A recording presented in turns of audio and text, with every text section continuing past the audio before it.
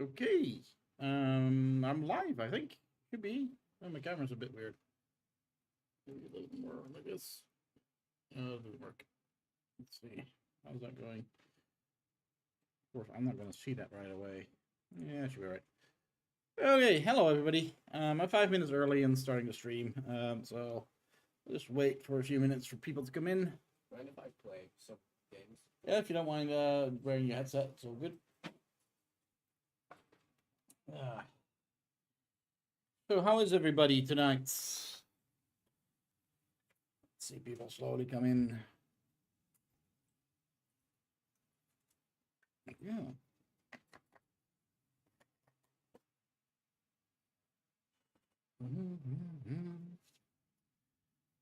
What else can I have a look at before we do this?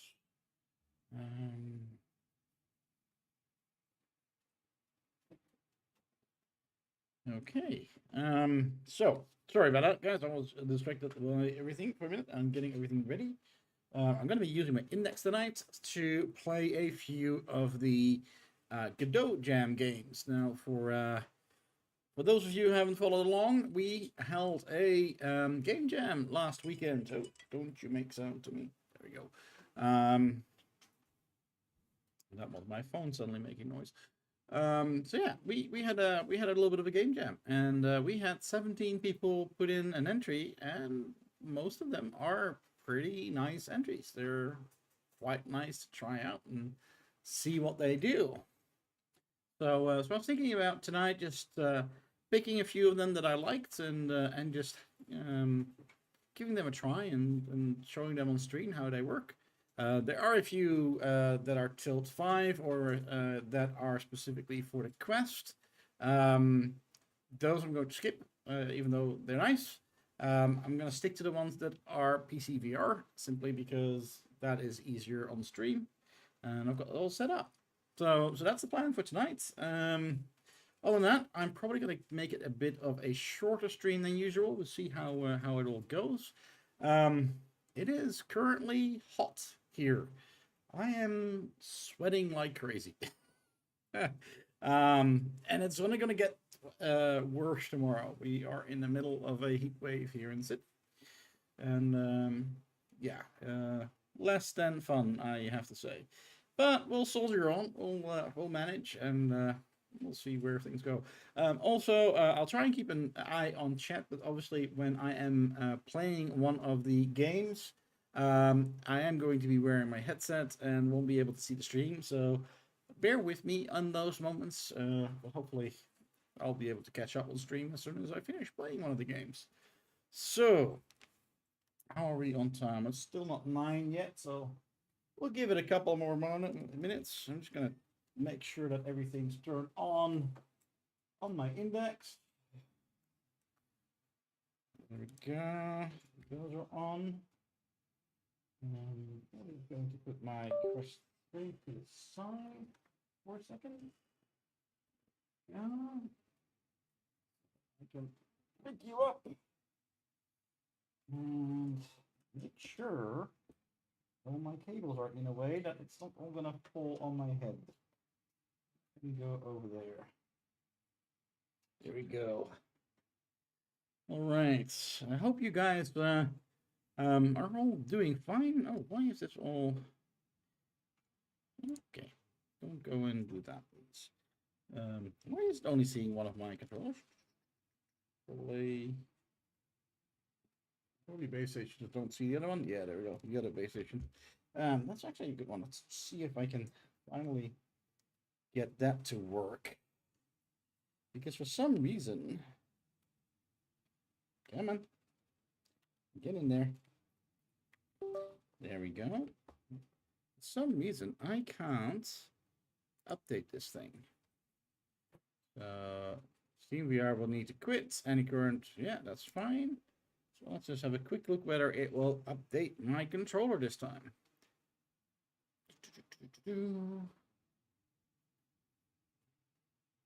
Oh, this time it's happy. Why is it nice that it's showing me a Vice controller while I do have index controllers? Interesting. Okay, this time it worked. Right, let's try the other one. Update more devices. Here we go. It's available. Well, it is plugged in, so let's see if this time it will figure it out. Come on. You can do it. Maybe it's because it wasn't visible.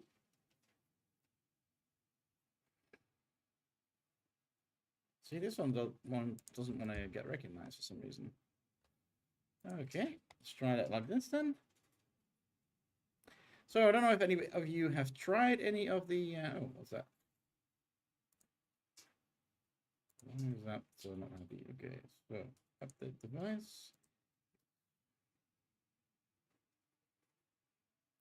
Is that going to be more happy now? Yeah, well, you're plugged in. Go and figure it out. Why does one work and the other doesn't? Hey, Rodzilla, how you going? Hi, RNG. Sorry, I'm just messing about with my controllers, trying to get them to update. Yeah, yeah. Well, that's phones for you, I guess.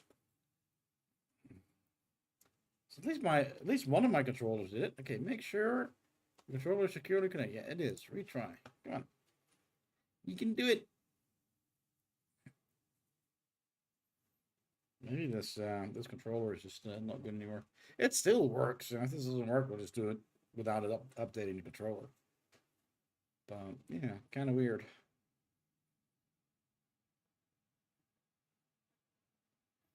I wonder if it needs to be visible by the base stations or something. Boom, boom, boom, boom, boom, boom. So who in the chat participated in the game jam? Well, we're gonna leave this alone, I think. So I have one updated controller and one not updated controller. Well, I know, Rod, I know that you've participated in the game jam. There's your entry. So we'll definitely try that one out tonight. I don't know how many I will play, and it'll be a little bit trying out which ones are easy to play while sitting down. I really need to have a little bit of a better environment here that I can more easily play games standing up. But we'll manage. All right. The little bit of shaking, if that is something that you guys can hear, is my son's racing setup. Hopefully that doesn't give too much noise. You good? I may have made on a crash. Are you doing rallying? Well, I'm in a rally car, so it's not that big of a deal.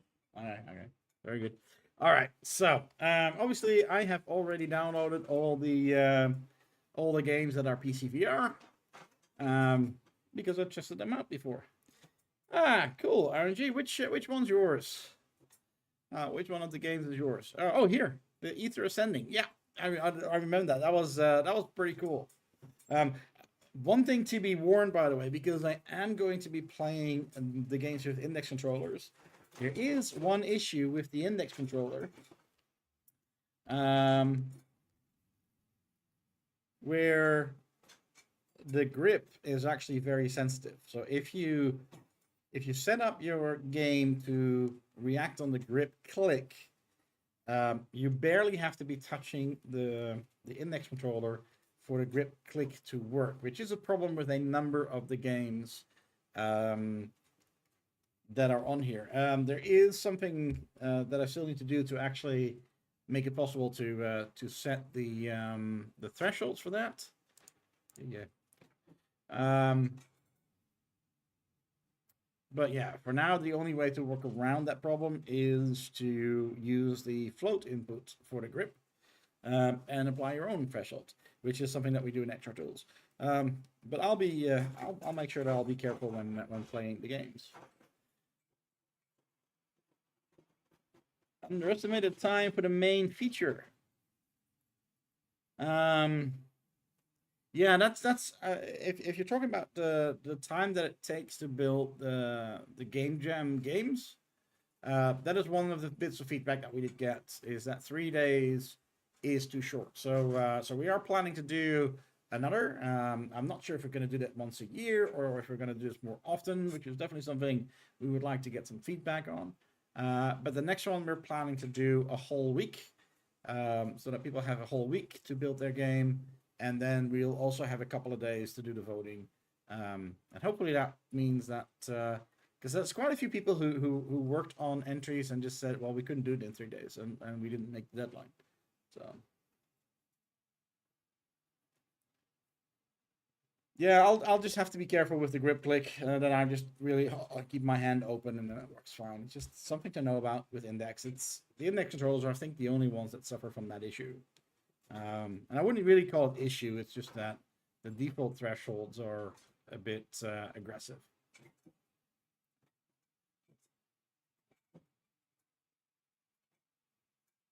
All right. Now, one of the things that I find interesting when we are looking at the results of the game jam, it is showing this by what you call it? By criteria. So when we look at the fun factor, Steam Hands is, or Super Steam Hands 1, and then we have Pipestream, and then Cloud Shepherd, and Sona, da da da.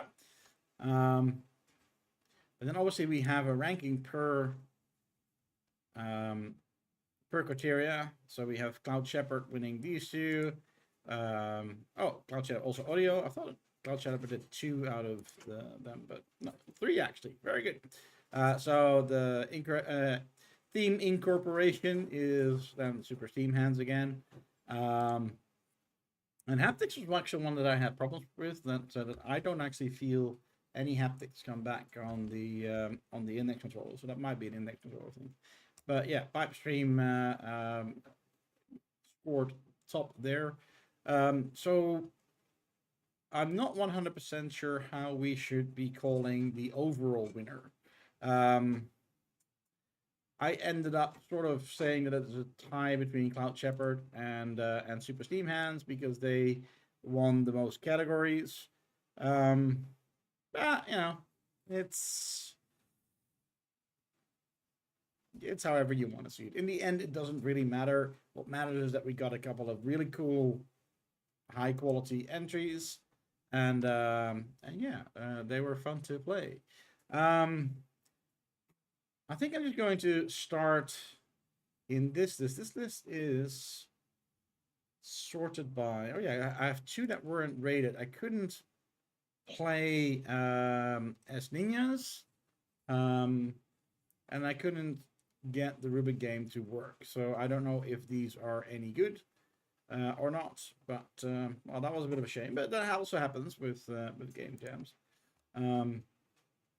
I think I'm just gonna start at the top and then just see how far we get after a little while. So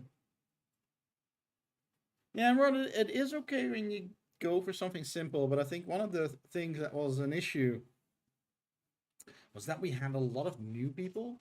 So we had a lot of people who used the game jam to try out XR supporting Godot for the first time, or sort of get familiar with it. And then 3 days isn't really enough. Now, I do think that if you see that there's a game jam and you sort of want to get into it and you have a bit of learning to do, you should probably start a week before. And luckily, a lot of people also did. But yeah, that's where I do think where 3 days might be a little bit short. I also think that when you look at XR or VR, you do get bogged down quite easily. You do get into situations quite easily where you do have to take a step back and either go back to the drawing board or go online and sort of ask other people's experience to see, okay, what's the best way that I can do this? And of course, there's a big difference between people who've been doing Godot for a while and people who even, never did Godot before, because that's also something like Cloud Shepherd. I talked to Andy a little bit just to get sort of his feedback and what his experience was. And the really cool thing about Cloud Shepherd, or Andy in this case, being that he is a Unity XR developer, doing a lot of game jams with Unity. This was his first real attempt in Godot. So the fact that he got that done as his first Godot Jam game was very impressive. I thought that was pretty cool.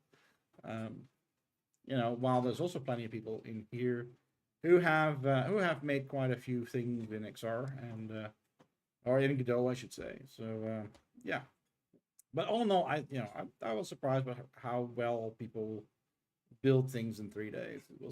It's a nice result. Okay, so I think we're gonna start with Cloud Shepherd and just make our way down and see how far we get. So then obviously is go straight into Cloud. I hope the sound is working and not too. Why am I not seeing anything in my headset? Is my headset on? Yes. Okay, no, my headset's not working. I might have to reset my headset again. Oh, that's my glasses.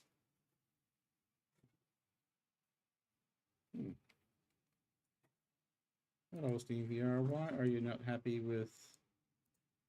Make sure the headset can see the basics. Okay. No, I think the headset needs to be reset. First, there was like an on-off button on these things. I now need to go. Yep. And go over here. The easiest is just to take the power cables, unplug, replug. Ow. Okay. Let us see if we now have a working headset. Yay, that's looking much better. Cool. All right. Yeah, now it's working.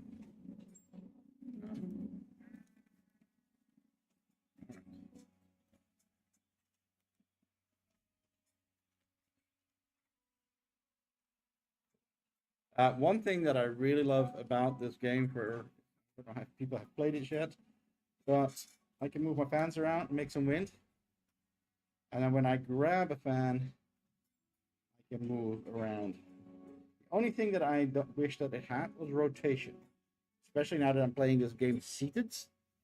Obviously, I'm limited to how much I want to. Now, the nice thing is, that's what I mean with the grip. I can make these guys fly. They're probably not very happy with me right now, but by making them fly, I can move them to another cloud. And when the little sheepies land on the other cloud, they're going to go and eat. And as long as they have food to eat, they make baby sheep. Hello, baby sheep. Hello. They're so cute. Okay, where are my other? Oh, here's my others. So I have another island over there. So you guys, you can go over to this island. And in this way, we have a really simple mechanic, but it's so natural, so easy to understand. And just works so nicely. And yeah, very cute.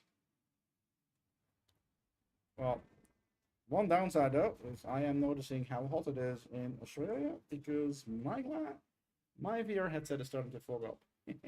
Or it's my glasses that are starting to fog up. And I'm not even exerting myself for it. This started with 2 sheep, they're now 5. I got a little colony on my old one there. Oh, these 2 guys.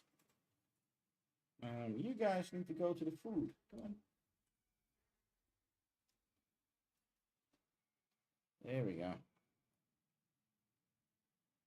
These guys seem to be pretty damn happy.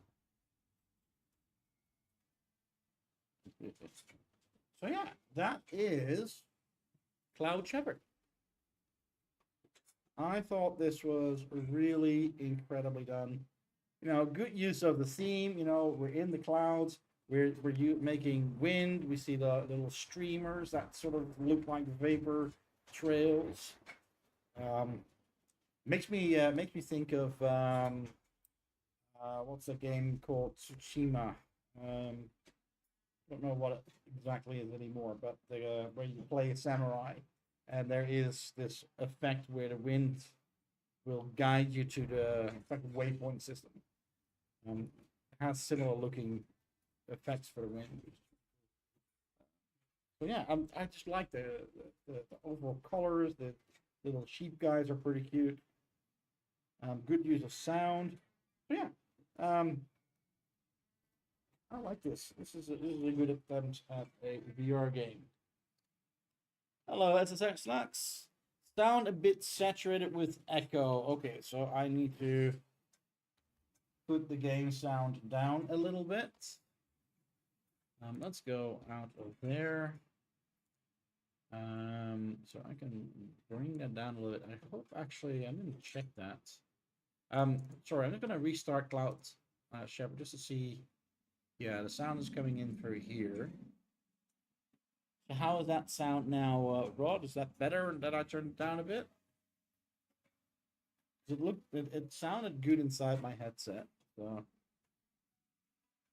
I really like the music too. The music is really relaxing. Hello, sheepies. Okay. So yeah, that was Cloud Shepherd. That was yeah, probably one of my favorite entries. Not that the others aren't, but I really like this. I just really like the way that it looked and feels. So the next one we'll quickly look at. I am going to be horrible at Foggy Fight Sim. I thought it was really well done how he put the flight controls together, but I'm terrible at flying. Mind you, I used to be pretty good at these sort of games, but yeah. Maybe it is because there's still some things to improve there. But still, I thought it was, as a concept, a really, really nice idea. Let's see if I can remember how this worked. What was the button again to center my screen? He had a center screen in there. Hold on. This is the only thing that I don't like about index controllers is switching back to. Let's see. I need to go to the page. In-game hints H. Start a space. But then I'll start. Where is the use trigger? Use map snap to recenter. Left stick press. I remember now. Right, it was a stick press. It seems like the sound only comes when you talk. Yeah, that's possible. That it might have some issues with mixing the sound. So there we go. Yeah. So I just pressed down on the little joysticky. So we have a whole cockpit. I can actually go and position these so that they're in a more comfortable space. And I can actually completely control these. Now I do feel that my desk is there, so I need to go and move back a little bit more. Okay, and then recenter. Now that feels good. I can move that. But I think that forward and back, oh, I need to really, that's probably what I had a problem with. I need to rotate. It's not moving, it's actual rotation. That's where I went wrong. So I might actually end up playing this better than when I did that before. Why can't I grab it? Oh. Okay, so that's my throttle. You can see the little display, the afterburner going there. That's pretty cool. I think I can press most of these buttons, but I don't know what they all do, so I'm going to be careful with that. Still don't know what this little guy is. But the other thing, and this is something that you guys probably can't really see, but there's a whole HUD on here. And the HUD is actually has depth to it. So even though it's limited to the actual HUD screen, the horizon bars are projected into the distance, which is what it's supposed to be doing. Okay, I should be able to start the game like this. So now, there we go. So the idea here is that we have to fly. Oh, I'm gonna crash. Okay, sorry that. Okay, that was really, really loud. I'm very sorry about that. Okay, so I really need to keep in mind. I can't see where the ground is. Oh, there we go. I need to rotate my joystick, not move my hands around. Oh, I'm so terrible at this. But oh, the position of sound is really nice. I can really hear the engine sound coming from behind.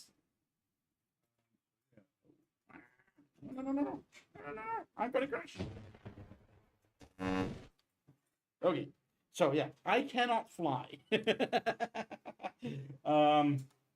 So I won't do that too much because my eardrums are gone. Those crashes are loud. Um, However, I'm just gonna recenter right now. I can probably do that. Or is it? Let me see if I can just make this sit. Why won't it recenter? That's weird. I don't know. Or else I just.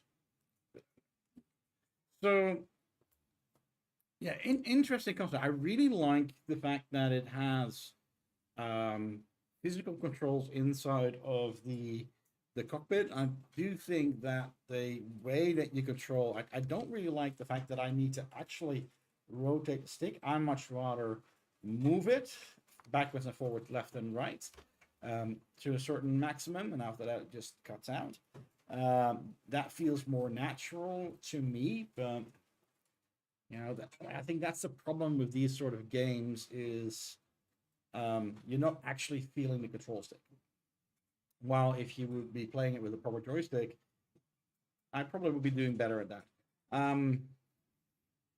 But yeah, as someone who used to be into flight sims a long time ago and really liked them, I thought this was really well done. Obviously, the fog, the fact that you are trying to stay under the radar, stay close to the seafloor, and then flying in fog to make it difficult. The fog, obviously, being the vapor part of it. I thought that was really neatly done. I think if you practice this quite a bit, you could probably get pretty good at it and last pretty long. Personally, I would like to see a little bit further. I think the fog came in a little bit too quickly, especially seeing that you're flying a plane. They're going quite fast. So unless there's some, you know, some sort of night vision or fog vision or whatever, yeah, for me things came at me a bit too quick. But maybe that's also because I'm just not very good at playing that sort of game. Yeah, exactly. So it's you know, also again keep in mind it's 3 days work. So I thought this was a lot of cool stuff put into a game really quickly. Um, Although I think some of the controls he has been working on for a little while. But I like the, you know, you have the little display of the plane, you have the HUD, you know, the horizon. There's a lot of good parts in this, and I really hope that he continues with this game and builds it out to you know something more complete. All right. So, Rod, we're going to go to your game next. I didn't get very far when I played it during the game jam itself. So let's see if I can figure out a little bit more this time. And if I get stuck, you can give me hints. What's it called again? My stupid me. There we go. Now, of course, visually, this is a really good looking game. This is going to be interesting. I'm going to be in the right place. Because one of the things, obviously, is with the game made by Rod, is if there's one thing that Rod's very good at, is making things look good. I'm assuming that most of the materials are made by Material Maker. Okay, so I'm assuming that while I'm waiting here, that thing is going up. And if it gets too hot, I'm going to be in trouble. Now here I got the problem again with my grip. Why can't I put you closer? I don't know, because... Oh, I'm in so much trouble. Here we go. It's almost too hot. So let's go in for... I can't reach it. Okay, so I died. It took like you died from heat. Yeah. So let's see if we can do it a bit faster this time. My cable is in the way. All right.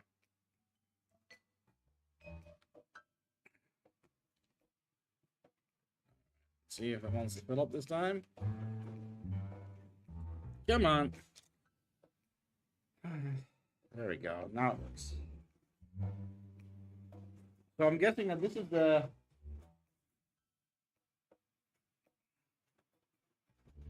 All right, so with that...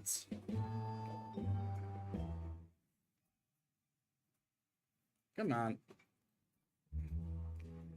Okay, so with that we have our outs for when it gets too hot.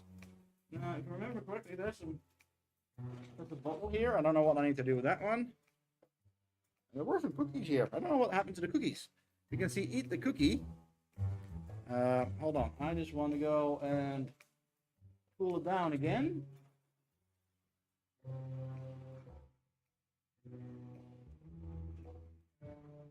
Oh, can I only empty the bucket once?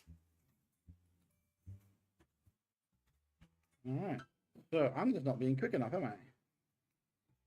I'm gonna see if I can move back a little bit. Oh, here's the cookies. These are here. There we go. And I think that's my problem. I'm not sitting nicely in the center. The problem with the cookies. Come on, grab a cookie. Oh, I need to grab it like this. There we go. I got a cookie. Now I can't eat the cookie because I die if I eat the cookie. So is it that I first need to do this? And can I then eat the cookie? Because now it says eat the cookie. Can I now eat it? No, I'm still down eating the cookie. All right.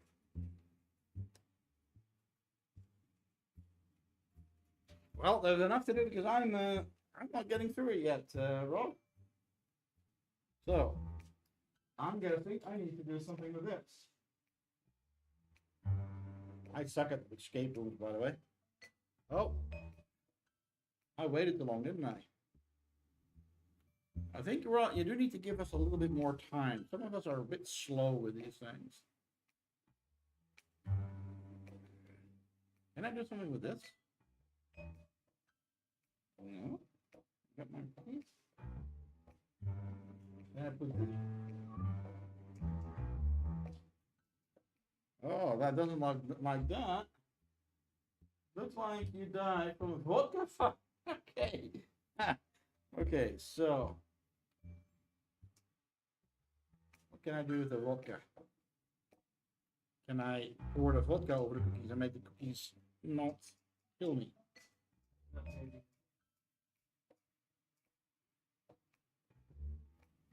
Oh, come on, quickly, quickly. Oh, was I in time? No, I wasn't in time. Huh? I didn't pour the vodka on the thing. Did I?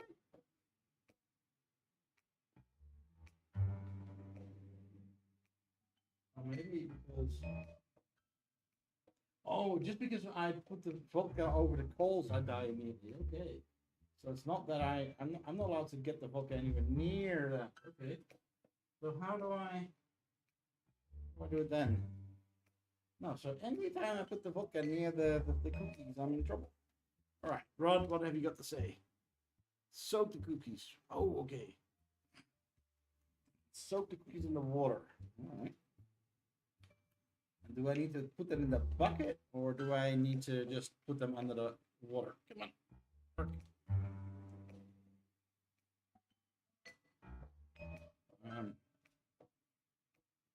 Okay.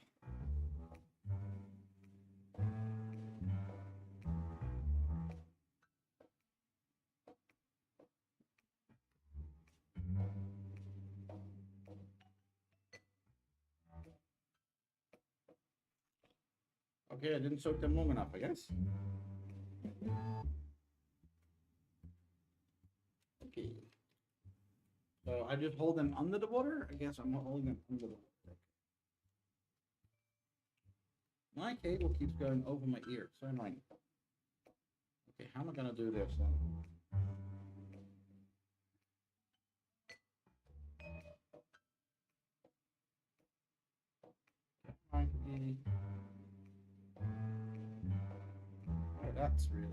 difficult now, is it? Okay, how can I get that near enough? Okay, at least the cookie isn't... Ha! It doesn't like that. I cannot move that with the cookie in it. Okay.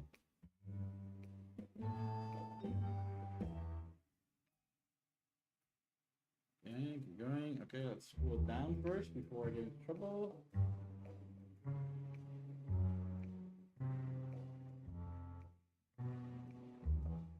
Oh, that doesn't really cool it down, does it? I thought that used to... Yeah, there we go.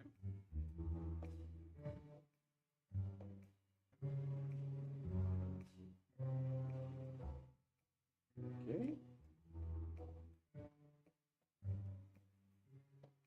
And now do this. Can I now eat it? No, I'm still getting sick when I eat it. All right, Rod, how am I supposed to dip the cookie in the water? You can use a ooh, okay. Oh, okay, so I can't. Okay. Once again, here. Oh, that's so good. Okay, if I only had known that from the beginning, that would have saved me a lot of effort.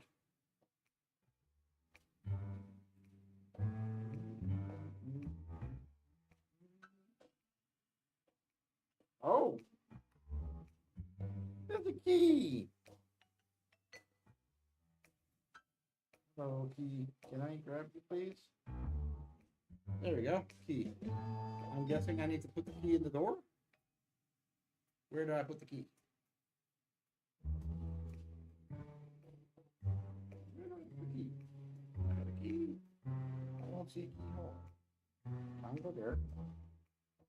Where do you go, key? I'm gonna die again, am I not? Okay. Well, where do I put the key? Anyway, I think that we get the idea about how this works. And we get the idea that I am terrible at escape rooms. Alrighty. So. Be on your right. Okay, I missed it all. It's okay. We got the whole idea about how it works. It looks amazing. I do love escape rooms. Obviously, like you said, you haven't built in a whole bunch of things. So I'm assuming that once I put the key somewhere, I'm pretty much, free to go. But I think that if there are more steps to escape from this, then obviously it taking a little bit longer before you you die would be really nice. Because I'm not very fast at this. I like the concept. I really think it was an amazingly good concept. You're rallying again, huh? You need to stay on the road with that car. Too much power, not enough grip. Okay, let's try Super Steam Hands. That's Nub's game, and don't be fooled by the crazy thumbnail. Super Steam Hands. Where is Super Steam? Here we go. Super Steam Hands. Let's see if I'm still good at this. It took me a number of tries before I got decent at this game. Okay. Godot. Come on. There we go. Now, obviously, this is built with Nub's own toolkit, which is a C# toolkit. At least I'm assuming so. Yeah, I think it's really cool that he has got these really styled hands. There's like these little cogs going, so that's all part of the theme. We're in this beautifully large. What I really like is when people make use of space in VR. The thing that I always believe is the biggest selling point of VR is the spatial awareness that you get in a game. So if you start in a place where you're immediately going like, whoa, I'm in this big space, in this big room, and there's these super large things around me. I think that is a really cool thing about VR, and something that you cannot experience on normal desktop. So that was my immediate, especially with this thumbnail being just a stick figure drawing. I came in here and I'm sort of going like, whoa, this looks really cool. So I can move around with my left joystick. I can turn with my right joystick. And I can go to these things and then, what was it again? Left joystick walk. Okay, so I probably go here and then it was your palm up and then hold trigger. And then you see that we have our hands now fully filled up with steam. So that's the vapor part, is the steam coming from those little thingies. And now we do grips to fly. So, whee, boink. And I'm in the next area. I need to charge them up again. So we angle a bit to, whoa, to have more control. Well, I did end up somewhere where I needed to go, even though I completely hit the wall there. Whoa, and I'm dead. Okay. Okay. It is a bit of a trick to get the timing right. But yeah, we're here. Oh, that was the wrong button. Oh, I'm right on the stick. So here we go, slide down. Yee! And I'm just doing a bit of a power slide. Oh, I'm nowhere near those things. So just the scale of this is so really cool. I like the little like plunk, and you see all the particles go when you're at a what you call it, a save point. So that's really well done. Yeah, just incredibly fun little game. Oh, that one's way too difficult. Okay, let's see if we can shoot that better this time. Okay, made it this time. Yeah, I'm Iron Man, so cool. And there we go. Now here we get a little bit of help. We get these bubble things and we go up already. Woo! And I just need to do a little bit extra to guide myself. Oh, there we go. Bonk. And there we go. And now the next one. Oh, wow, we shot it again. Oh, I survived. A little bit of Z fighting in the cockpit there. Okay. And I'm out of juice. So this one's a bit harder because I need to start giving power in time. There we go. This time I had it. Excuse me. Okay, where do we go now? Do we have enough power to go all the way up? I don't know. Let's see. Oh, ah! Okay, we need to angle that a little bit better. Maybe we go and do it like this then. Whoa! Oh, I'm glad I don't get. Oh, look at that! There's a thing here. That's gonna make life a bit easier. Ooh. Oh no, that's where I fell down a whole extra level. Okay. Okay, let's try this again. Oh. Yay! I made it. Follow Lewis on Twitter. Definitely follow him. He is making a really cool shooting game. But yeah, I really liked this entry. Wasn't expecting it. Oh, my controller is starting to beep that it's almost out of power. So let's see how that goes. Let's go and charge it up a little bit. Come on. Get in there. It'll start warning me not to play games with the controller in the charger, but it is what it is. Alrighty.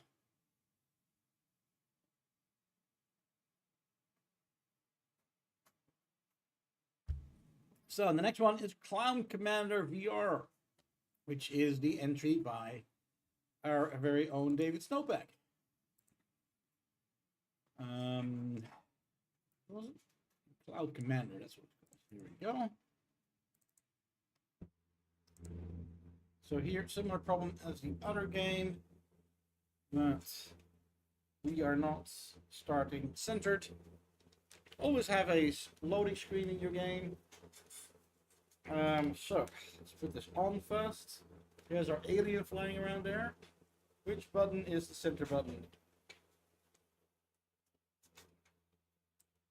I can't turn. Come on. We're just gonna restart it while holding this up because my cable is too short. And hope that it is better center. No. It really wants me to sit the other way around. So, mental note, people. Luckily, that's empty. Always have a recenter option in your game. Okay, well, we're gonna go and unplug that then. And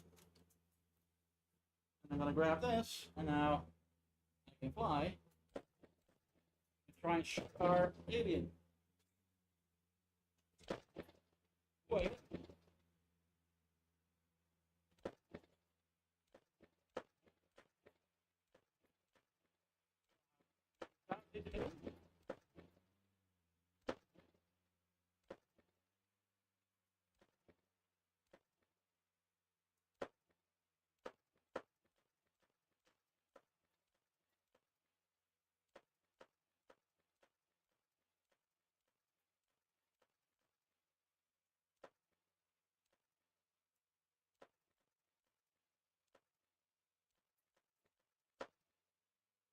Shots does this thing take? Where are you, ball?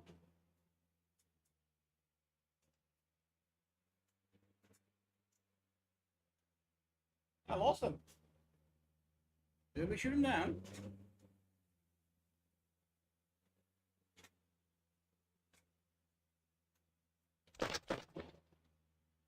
Yeah, we might have. I guess we shot down the alien. Oh. So, yeah, fun little way. And again, this is similar to the other flying game. Oh, I forgot to maximize the screen. Sorry about that. Where I'm actually using my controller to grab the stick, but this time I'm actually moving the controller back and forward, and that actually feels a lot more natural. So I really like that control. Obviously, the paper side is we're in the clouds, which is a cool way to apply the theme. One thing that I didn't notice when I was originally playing this during the jam was that I couldn't feel the haptics, but now really sort of paying attention to it, yeah, whenever you shoot, there's a small vibration on the controller, and I think that is the one thing that is still one thing that we haven't really got good guidelines to as to how the different haptic settings translate to different controllers. Yeah, I think that there is a bit more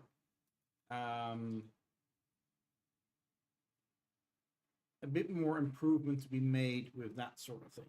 So yeah, hopefully that's something we get to. But yeah, fun little game, very simple. It reminds me a little bit of Warbirds that I used to play on the Lynx. An amazing game. I would like to see this game actually as a proper, World War One fighter game where you fly around the clouds to do a dogfight with other planes. That would be really cool. So yeah, nice little entry. I liked it a lot. Next one is Dick Haas's entry, which is the perfect shape. That's this one. Let's go bigger. All right. And my wire is stuck again. There we go. Okay. So I've got these really cool robot hands.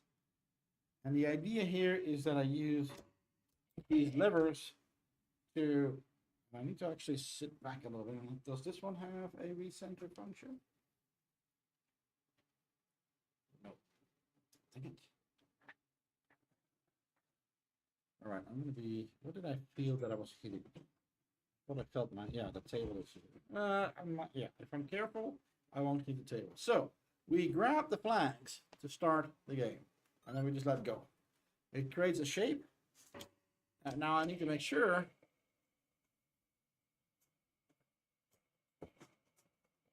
that I go and come on. See, it can't track it now. There we go. This is the problem of doing this game sitting down. Oh, right. Sorry, guys. I'm having trouble here because I'm getting outside of the tracking volume. So, hold on. Let's see if I can do that differently. Let's restart this. Okay, I'm going to go sit a little further away. So I do think that this one might center the moment that I start. There you go. Okay, so now I'm better. Okay, let's try this again. Whee! Okay, so my cable is being difficult again. I want to do one at a time and one side at a time. So I need to increase this and then stop it. So there we go. And then like this. There we go. Maybe a little bit out. And then that looks good. I have a score of 965. There we go.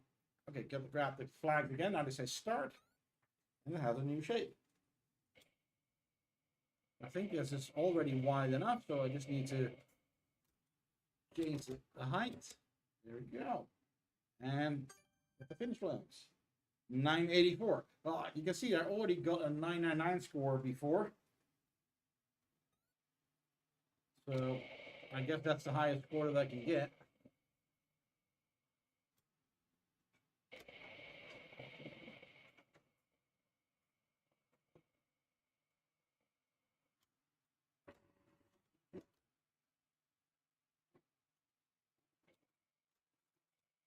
There we go. Note that there's a bunch of scientists behind me. Hello.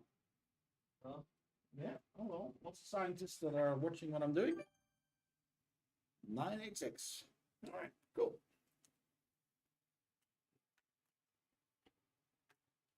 So yeah, interesting little concept, this one. Move the chair forward a bit again so I can actually get to here. There we go. So yeah, I like that one. It's a really nice little concept. Hi, Eloise. How are you going? Good morning to you too. Well, good evening or good night for me, actually. It is 10 to 10 for me. So I'm getting messages. Why am I getting messages? Oh, just people saying liking on my Twitter message. So yeah, I liked it. It was a really nice little game. You know, I liked the interface. Felt very much like I was at an arcade place, like a Luna Park or something like that, where you have like the games that you play.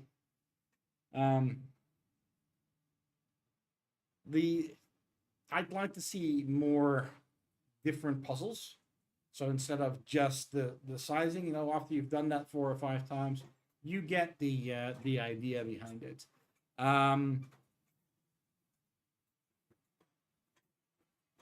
Yeah, exactly. It felt a bit short, but the concept was really good. The atmosphere was good. It was fun having the you know, the guys behind you, the scientists behind you. So you've got this idea that you're sort of being experimented on.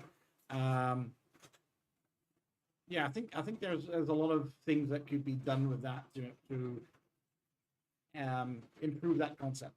The controls were really nice. I like the little flaggy thing to start and stop the game. That was quite original. I thought that was a pretty good way of doing that. All right, now Smoke on the Barrel. I think here we have a game that only came as a quest game, which makes it a little bit hard to play on stream tonight. I really like this one. So unfortunately, yeah, I can't show it to you guys, but I thought the concept was Louise. Okay.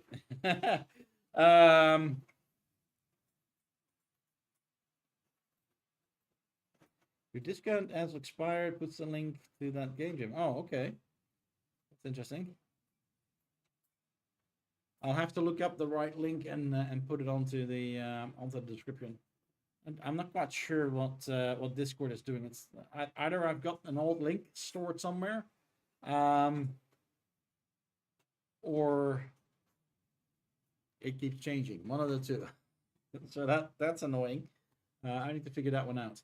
Anyway, what was I saying? Yeah. So this is Julian's game. I really enjoyed playing this. But I just can't show it right now because there's only a quest version of this. So I need to look into if I can capture casts on stream easily with it keeping sound and everything like that. So that's something I still need to sort out. So anybody who has a quest, I can highly recommend downloading this and trying it out. It's a little puzzle game, so you can see these little orbs here. And this little thing, you're in a cute little room. You have this this cannon here that spits out particles. It spits out sort of like a vapor, and you have to use these elements to then redirect that to that little green thing on the wall. And as you get through the levels, there are more and more complex things that you need to do. It's like you have many of these games with like a laser that you need to put what you call it, mirrors up to get the laser to go to a certain place. This is that type of game. I really liked it. It was really well done, really well put together, fairly original in its implementation. So yeah, can definitely recommend to play it. Yeah, it's an Android app, so I need to play it on my Quest. And while I can, I've got it installed on my Quest, I can play it on my Quest. I don't have something set up right now that you guys can watch along. So I need to sort that out. I need to have a good setup at some point that when I'm playing something on the Quest, an actual Quest game, that I can cast it to screen so that it actually goes out on the stream. Yeah, I think you can. No, it runs fine. I've already sideloaded it on the Quest. I can't show you guys what I'm seeing in the headset. I can play it, but then you guys will just see me playing with the headset and have no idea what I'm doing. So I need to set up a casting for that. But unfortunately, I don't have that set up yet. So I can recommend everybody go and play that. I'll see if I can capture some videos of some of the cooler ones, yeah, go from there. Boiler golf. Ooh, let's see if we can do that. I'm not sure if I can do that one sitting down. But we can try it. It's a very simple little game. Where are we with that? Boiler golf. Here we go.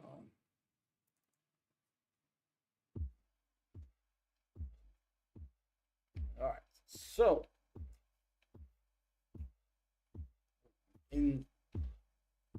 this is again a bit of a problem when you have a game that is meant to be played standing up. Yeah. And I'm having my problem once again with my grip. So I can hold this. However, the idea here is that there we go. You knock the coals into the boiler to create more steam.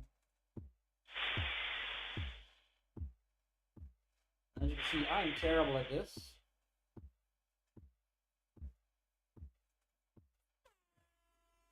And now we have a new one.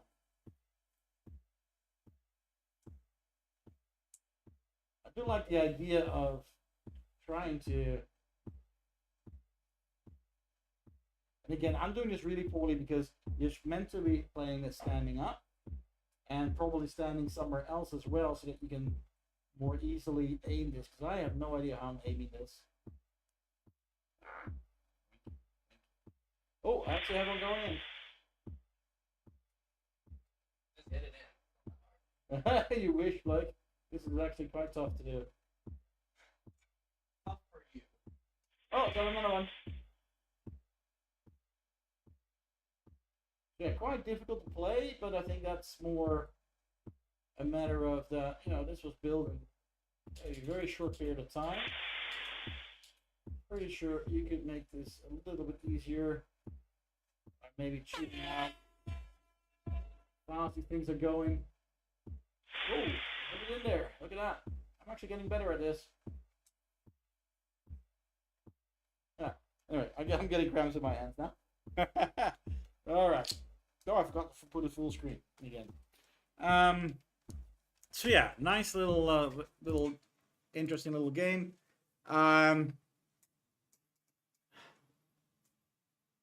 Very flimsy as far as the theme vapor is concerned. Yeah, you know, obviously it's a boiler, so obviously it's meant to show vapor coming out when you finally overheat the boiler and you get to the next one.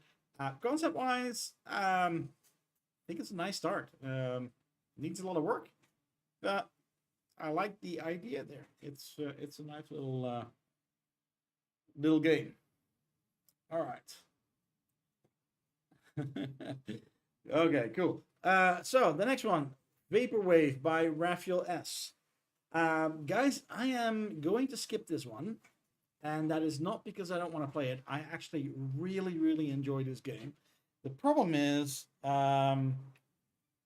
that there are two songs in there, or there,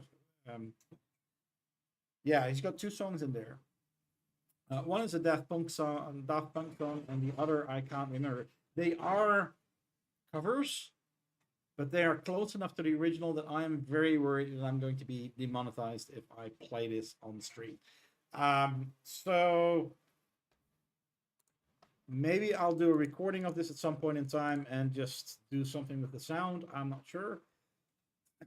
I really enjoyed playing this. Like I said, the concept is really good. You're flying around.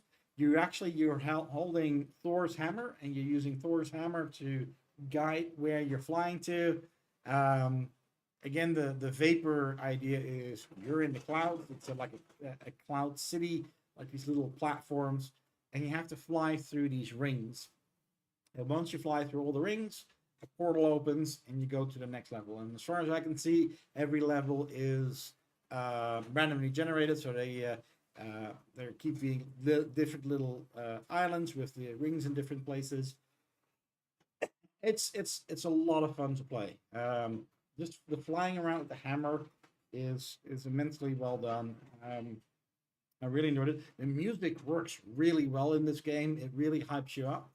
But again, I am too worried that if I play this on stream, I will get into trouble with the YouTube overlords. So I'm gonna have to skip this one.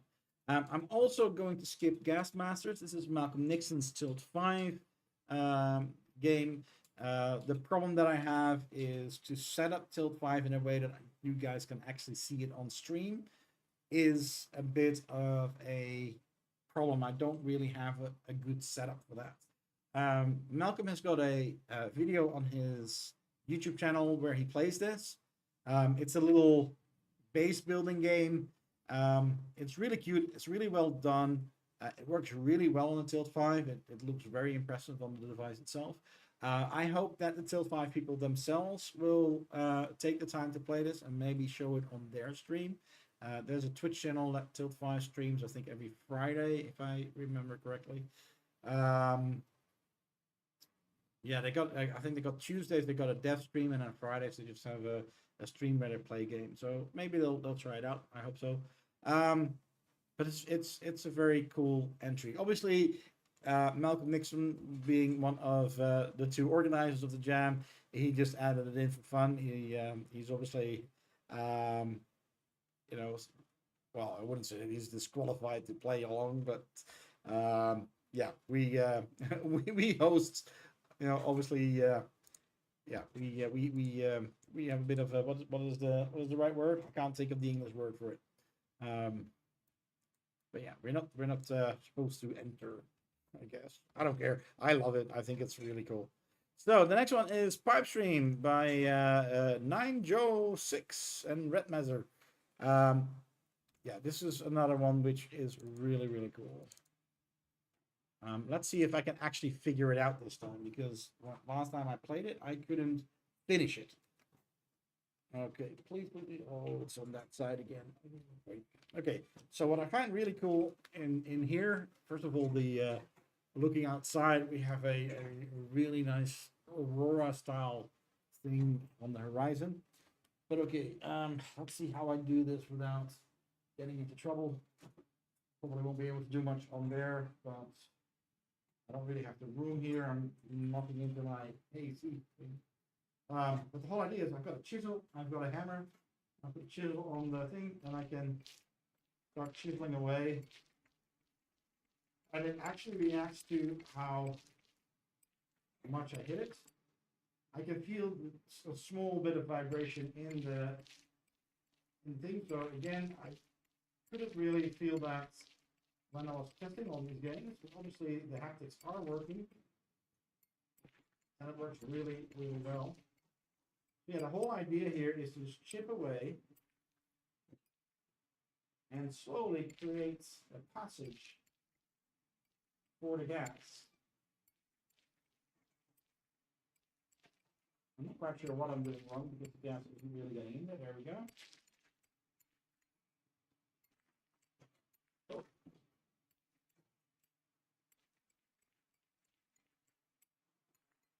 I'm just going to make the thing, because now you guys can see if there's a thing here, the gas needs to go to.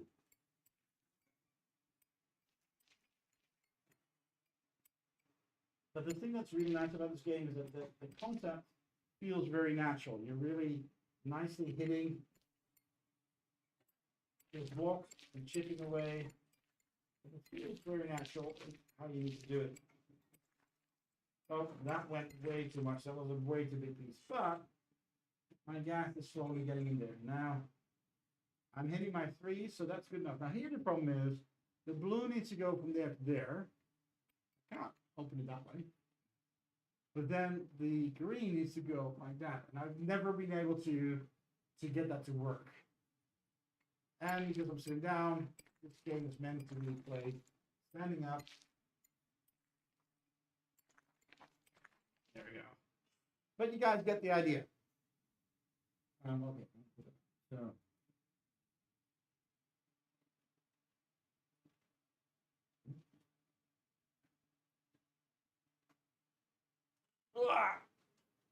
So concept-wise, I really like this game.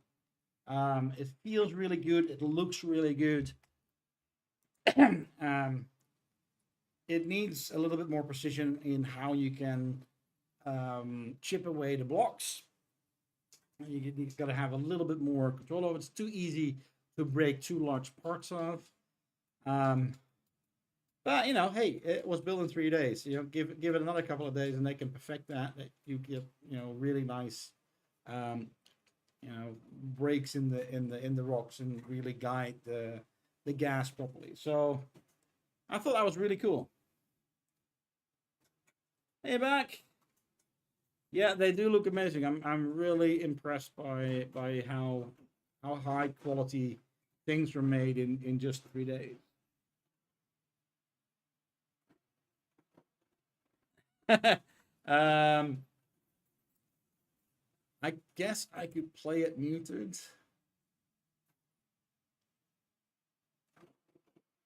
But that kind of takes the fun out of it. It's not really the full experience. I really recommend everybody. We're by the way talking about Vaporwave, which is a really cool game. So we're at Pipe Stream right now, but yeah, Vaporwave is. I really enjoy playing it, but it has some music in the background that I'm worried about getting monetization. So yeah, if you got a headset, go and try it out. It's really cool. So Vapor Shooter. Yeah, I got that one also as an EXE.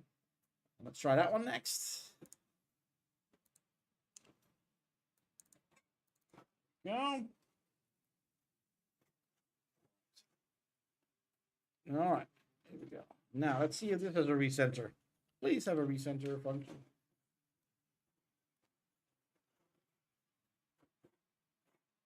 No.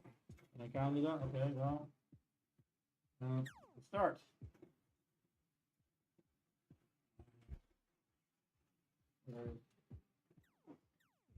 So I need to shoot the little vapor thing. I think I missed that one. Yep. It hit me. Yep, I got that one this time. And I got that one. I got that one. Yay! So it's just a little wave shooter. The idea is that you shoot the vapor clouds before they hit you.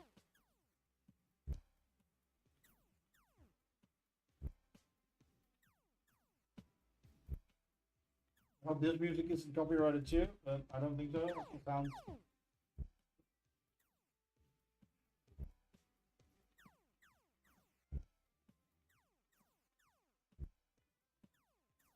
I don't know if it's keeping score somewhere.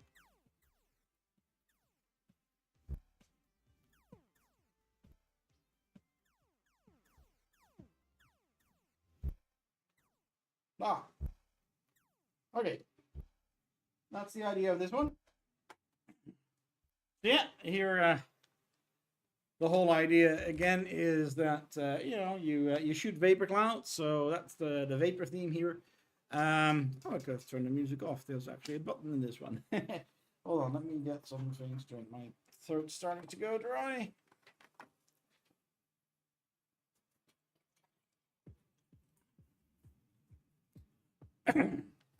So when it comes to this game, what I like the music. It sort of gets you going with this.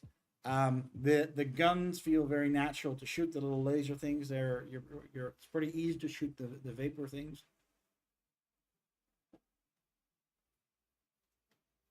But it is it's really a just the beginning of the concept.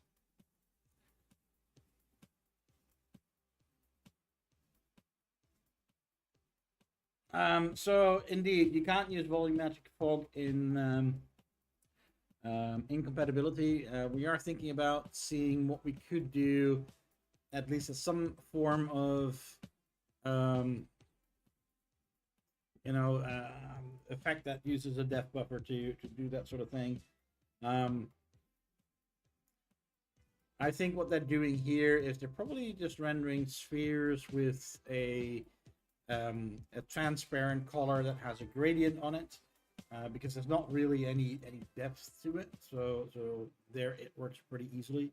But you can fake fog in that way by having layers of transparent objects, or to have, you know, a transparent object where you're doing something to detect how much distance you have to do that sort of effect.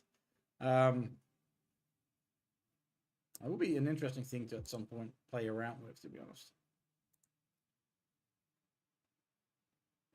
Yeah, so you know, it could use some scoring. It could eventually, you know, I could see this turning into a proper wave shooter where you've got the enemies coming from different sides, and it's not just little blobbies, but there's actually more and more different shapes that come at you. Maybe at some point they start shooting back, that sort of thing. So as a wave shooter concept, I think it's really well executed, and it could easily be turned into a full proper game. All right, so Ether Ascending, Iron G. I don't know if he's still around, but he was in the chat at the beginning. Again, unfortunately, Quest and Pico. So yeah, can play it on the Quest, but I don't have something set up that you guys can watch along. I love this game. This was really well done. It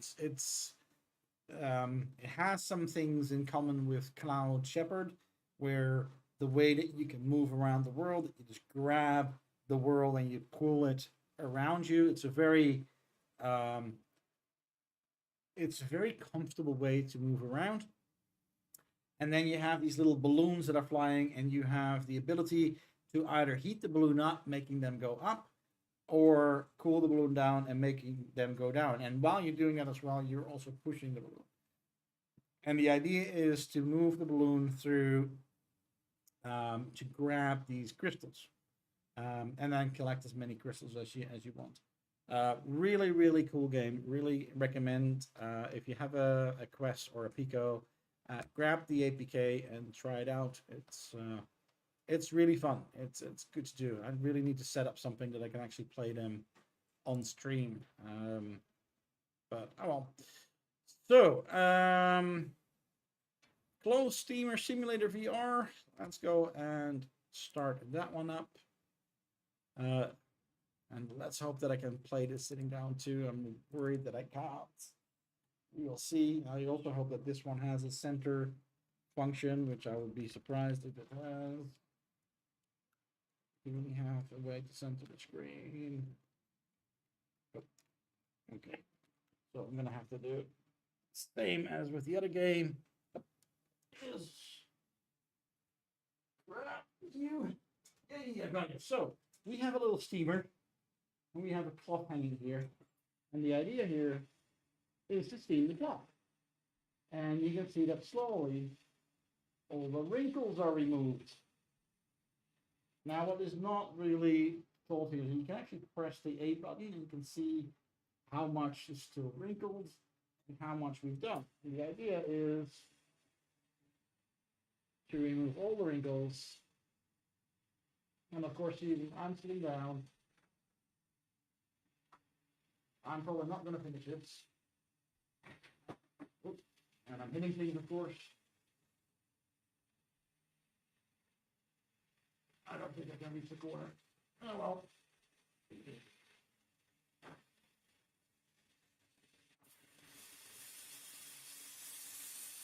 I don't think I need to go all the way to 100%, so maybe I'll get lucky.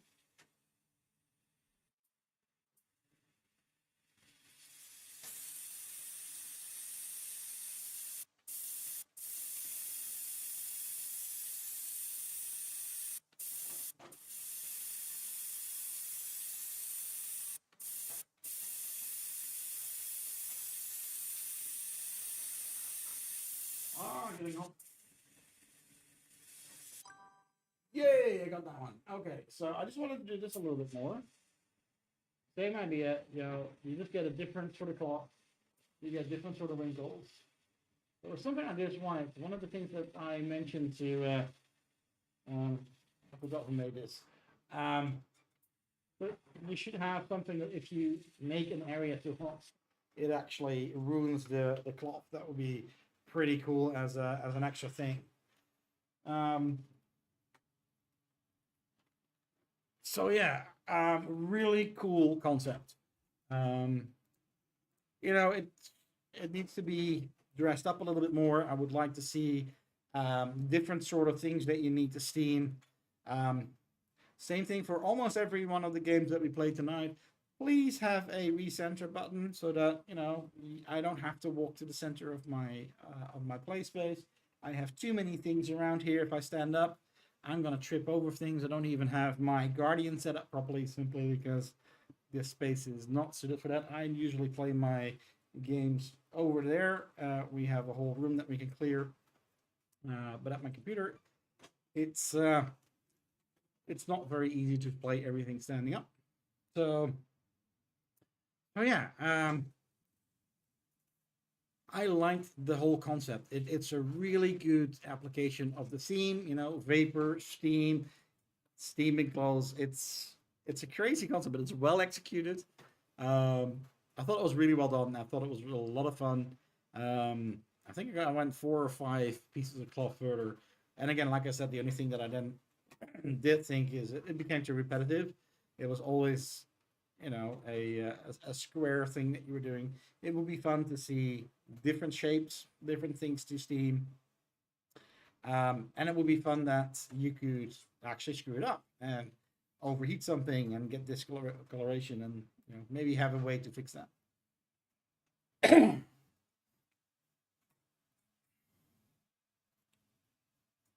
Oh yeah, we're definitely gonna do another game jam at some point. I had a lot of fun seeing everybody's entries. I wish I had made one.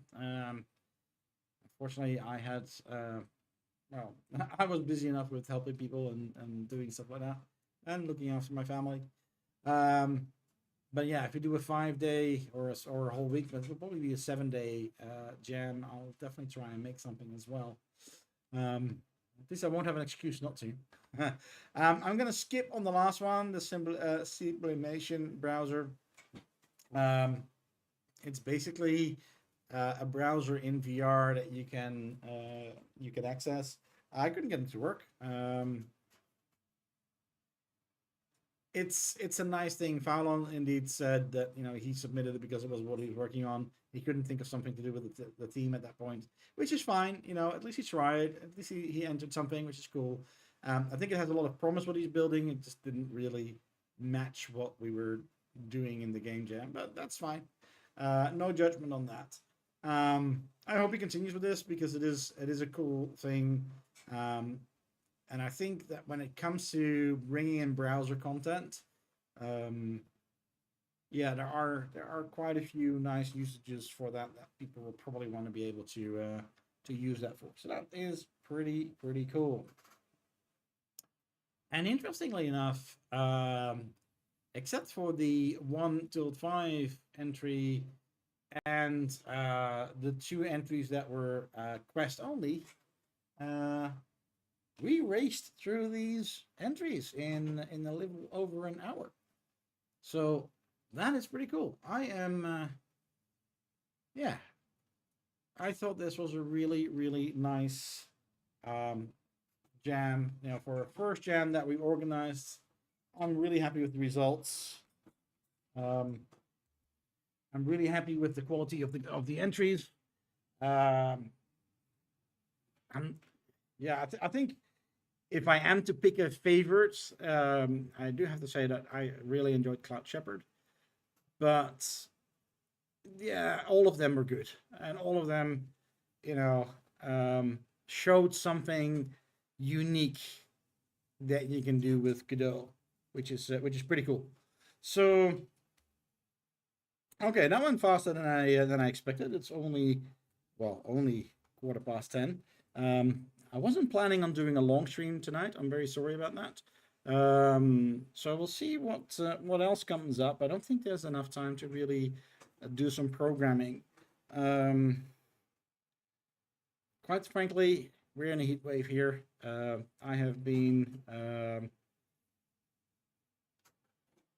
very hot the whole day. I'm tired. I'm a little bit exhausted as a result. And we are expecting a 44 degrees Celsius day tomorrow, which is not something I'm looking forward to. I'm not very good with heat. But we'll manage one way or the other. So yeah, we ran through all the entries pretty quickly this way. So I'm just going to see if there are some feedback from chat. For those who entered the game jam, what was your experience? Is there any sort of feedback you guys wanna give us? What do you guys think of the entries? What was your favorite? Is there anything that you want to ask? You want to know about Godot and XR? Put some things in the chat, and I'll try and answer some stuff.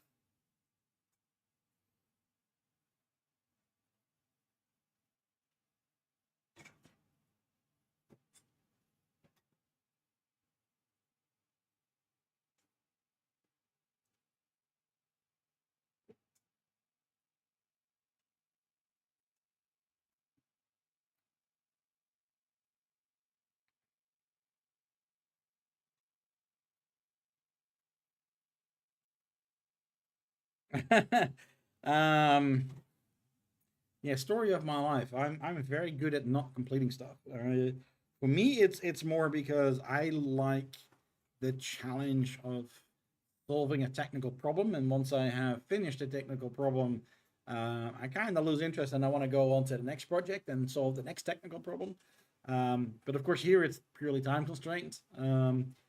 Finishing something in 3 days is hard, especially if you are doing something for the first time. Yeah, I have many unfinished projects as well. That's just life. Aryan, yeah, like I said, we're gonna have more jams like these. Absolutely. I haven't, me and Malcolm have to have a talk of how often we want to do this, because obviously it does have an impact on our time. Right now, I'm thinking about doing it once a year. However, seeing this was the first one, we might do the next one quicker, just to get some momentum going and and get people more used to doing these sort of things with Godot. So yeah.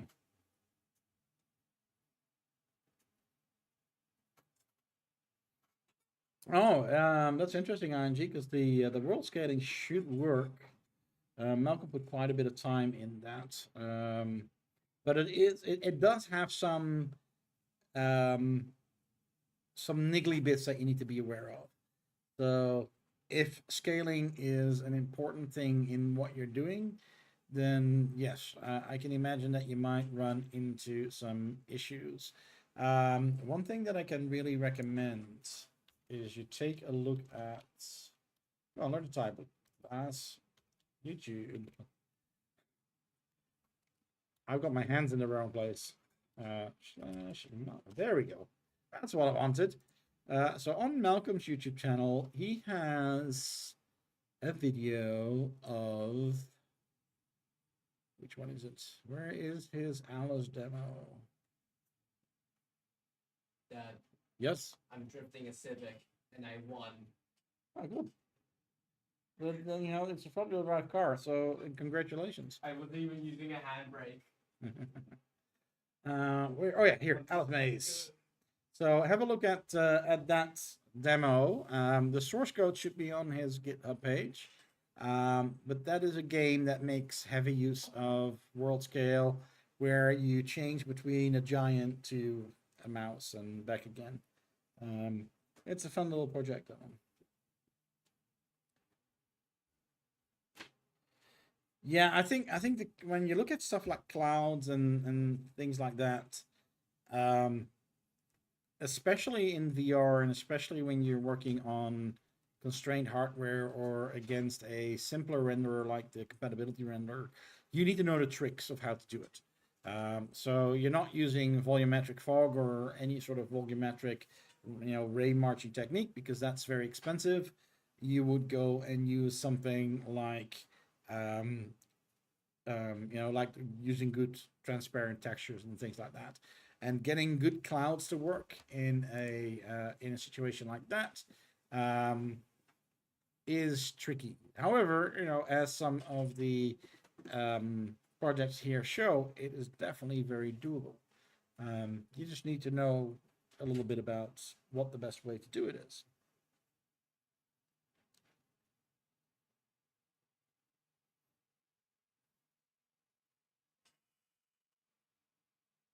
Oh, playing racing games.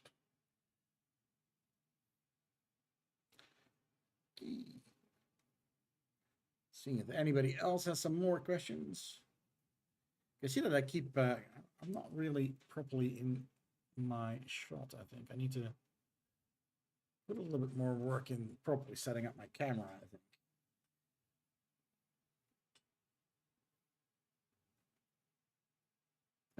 Yeah, that can work really well. Just, put some spheres together, um, make some interesting shapes that way, and then make sure that you've got some gradients in there.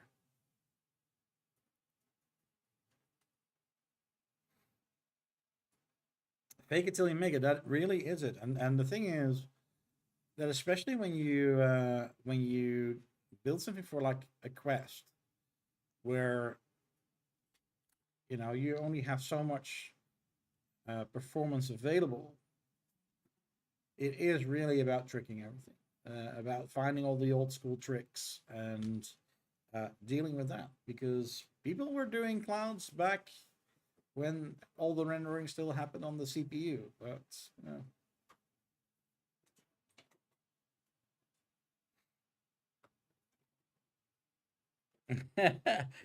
oh yeah, you definitely need to be careful that you don't overdo it.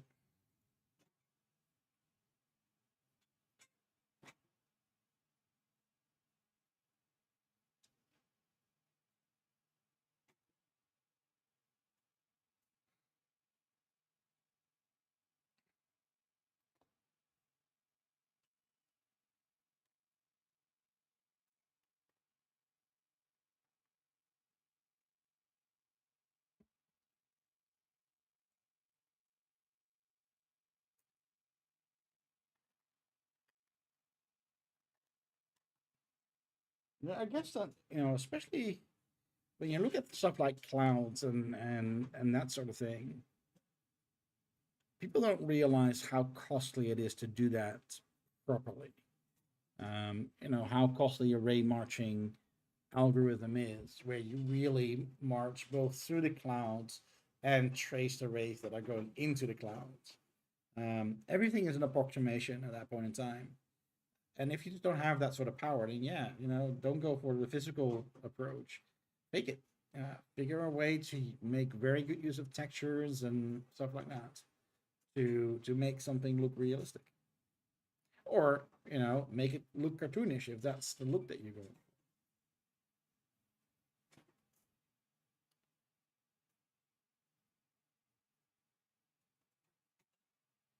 No, particles are not colliding with rigid bodies because um, everything with particles is happening on the GPU, and um, your whole physics engine is completely separate from that. What we've added to the physics engine is the ability um, to add colliders to the, sorry, not the physics engine, the GPU particles engine, is to add colliders to the particle system. And those are only some basic shapes from memory. I think you can do a sphere, a box, and a signed distance field based collider system. And the particles will collide against those and move accordingly. And obviously, you would then link that up to the object in game that you want the particles to interact with. But that keeps it very localized and keeps the collision simple fairly straightforward and simple. So also the particles, they don't have complex collision shapes. I think all the particles will be spheres when they collide. But then again, the whole idea of the particle system is that particles generally very small, and you'll have thousands of them. That any sort of imprecision gets hidden by just the volume of particles that you're running through your scene.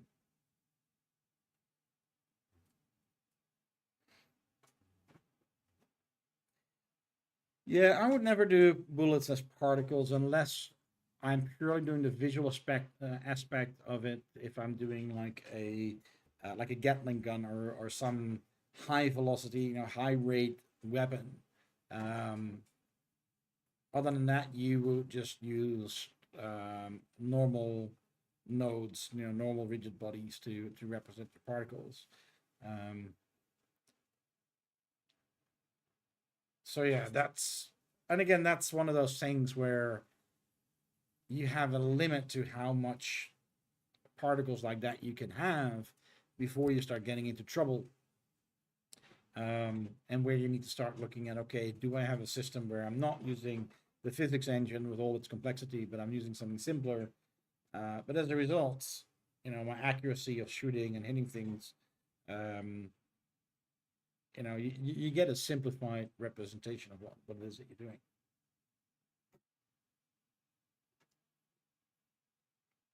Yeah, it is, and that's really an experience thing, right? Is um, the thing that Godot quote unquote lacks is a volume of tutorials of how you deal with all these sort of unique cases.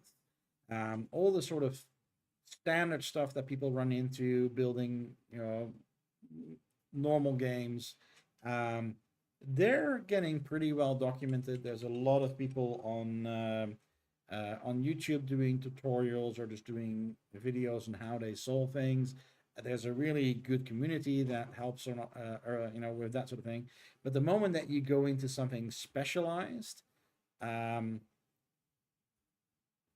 isn't the body of information that there is with, let's say, Unity or Unreal, which is logical with seeing how young Godot still is. Although you can look at the other engines and how these sort of things are solved in the other engines to find clues on how you can also do those things in Godot. But that's just a matter of Godot growing and more people building more things. And it is a matter of, when you're new in Godot, that's the sort of thing that's going to stump you. once you've built a whole bunch of games in Godot, then eventually you're going to learn the tricks of the trade and the do's and don'ts and the best approaches, and you'll eventually be able to fill in those blanks.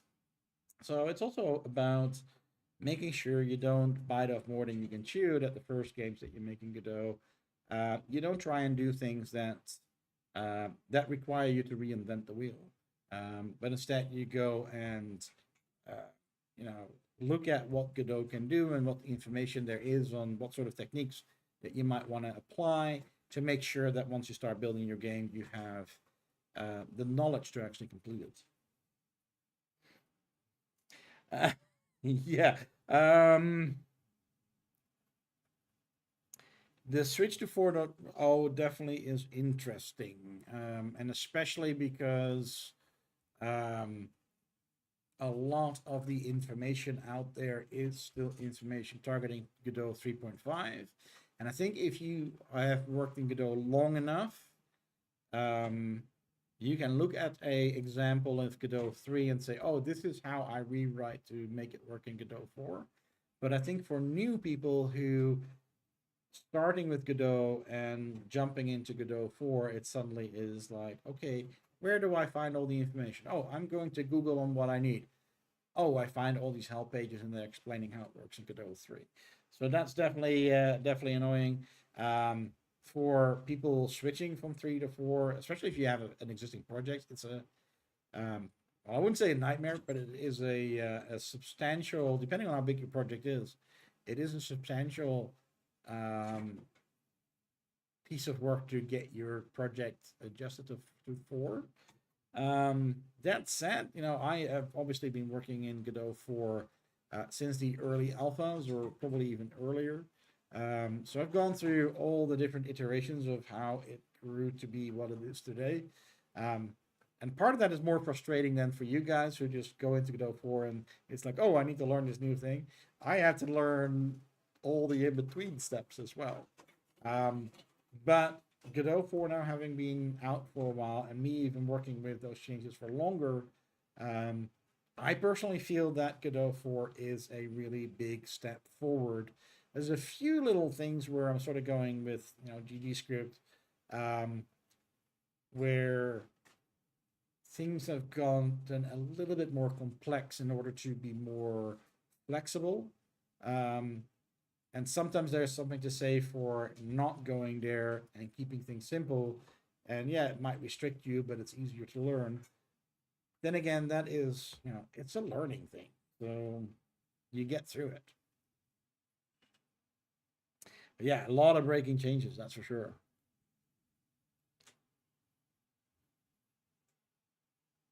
An infinite ocean using Gertz arrays.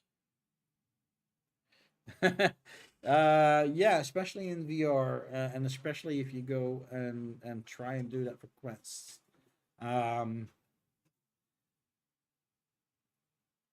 Yeah, any sort of large terrain or open world sort of thing, and I think a lot of people underestimate this, and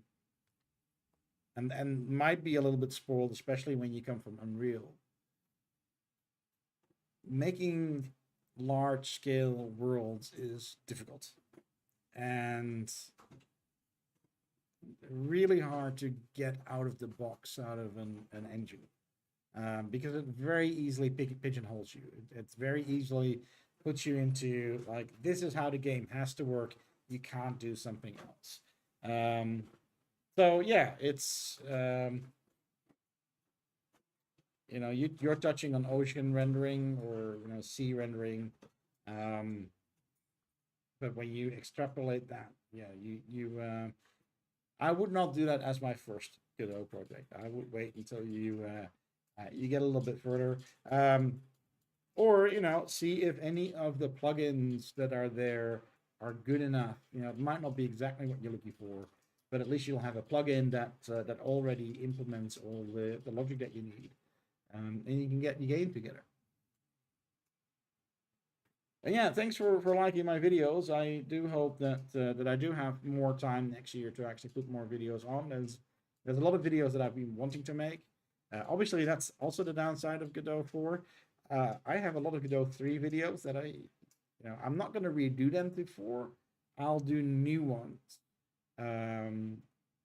But yeah, there's a lot of time that goes into making these videos. So I do hope that I find that time and do some Godot 4 focus videos. And I'm still juggling exactly what I'm going to be doing, whether I'm going to focus on XR tools or that Malcolm is also planning to do a bunch of videos on that.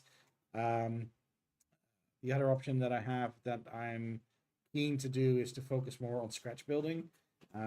So to do small videos to explain a certain technique, how would you build that, how would you put that together, and that technique is then available off the shelf in XR tools. That's nice for people who don't want to write all that, but for people who want to know how it works under the hood or who want to do it themselves, I think that would be worthwhile.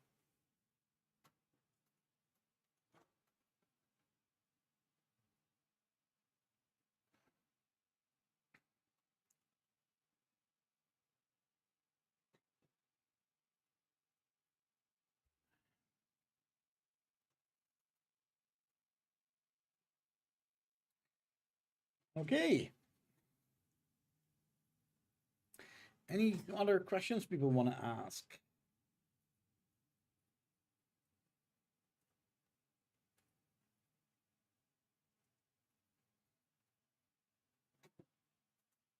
How to build a loading screen with reset. I did have something about background loading at some point.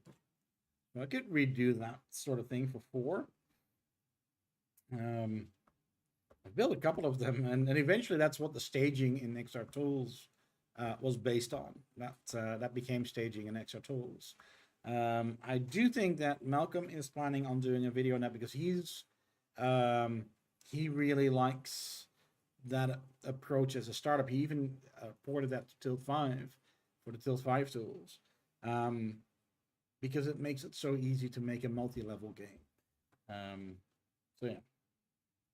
Which game is going to win the game jam? Well, like I said, the way that itch works is that it scores all the different categories. So in the fun factor, Super Steam Hands is #1.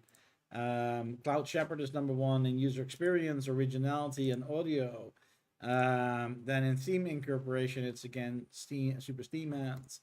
And then in haptics, very very well earned is Pipe Stream. That's having the chisel and the hammer is, yeah, that is really good use of VR. So those are the winners of every category. What the overall winner is, I don't think that that itch really has somewhere where it says, okay, what is the top one? I think it sort of, I think we marked the fun factor as the primary one, but in my head canon, it is Cloud Shepherd because it won in 3 categories. But I like them all, so not make a better thumbnail, dude. But yeah, I like them all in that way. But yeah, I call it Cloud Shepherd and Super Steam Hands a close second. But I think depending on how you read the voting, it could be Pipe Stream, it could be any of the others. I think a lot of them were good. I think there's, I really liked the sauna one. That looked so good. So yeah, Rod, please finish it. Put some more puzzles in there, and I don't know, maybe escape into the dressing room and then have to escape out of the dressing room. That could be fun. Yeah, there's some good entries here. So.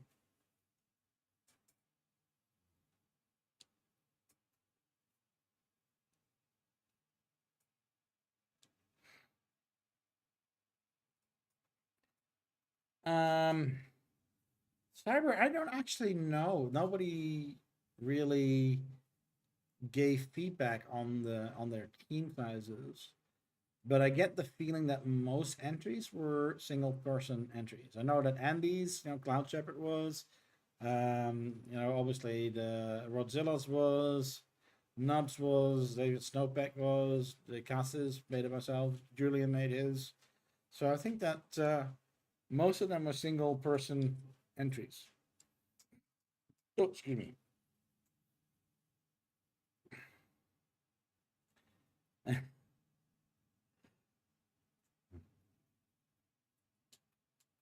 Well, yeah, no, Arjun, actually, you make a good point. Indeed, like I said, with a lot of the games immediately starting and not having a reset slash recenter option.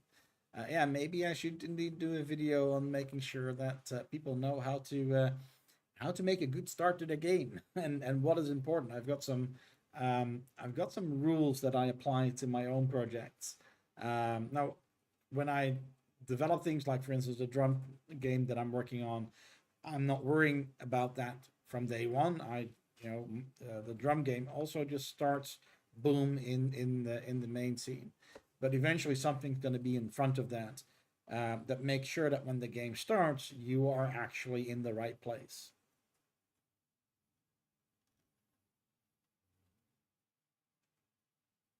Yeah, a recenter is really important. Like you saw with some of the entries that I was playing, the fact that the center of my play space is actually quite a bit to the side and behind me because I'm normally playing in the uh, um, in the larger area of my room and not my desk area where I'm sitting here streaming. Um, I'm always in the wrong spots for games that don't have that logic in there. I thought the foggy flight sim was really funny that I was basically starting like a couple of meters underneath the plane. Obviously, Cloud Commander from David Snowpack, we were basically outside the wing, that sort of stuff. Um, so yeah, it is important to be able to recenter and place yourself in the proper space in the game. But I think it's also important that to realize that most people will not be in the space or in the place that they need to be when they start the game. They will have their headset on the table. They start the game. They pick up their headset. They walk to where they want to be. Put the headset on, and your game has already started at that point in time. So if you take the starting position when your game starts, you're likely going to be in the wrong place. You're going to be wherever the desk is, not where your user is actually playing your game. With a quest, obviously that's less of a problem because in the quest they will have the quest on while they're in the home screen. They will start up your game, and they'll basically be in the right spot. But even there, it makes sense to have that environment that you load someone into, um, where it doesn't really matter where they are. So usually the starting environments are nice and big, with only a press any key or press a button to start, and then you assume that they don't press that button until they're ready to start, and then you do calibration and you recenter the player.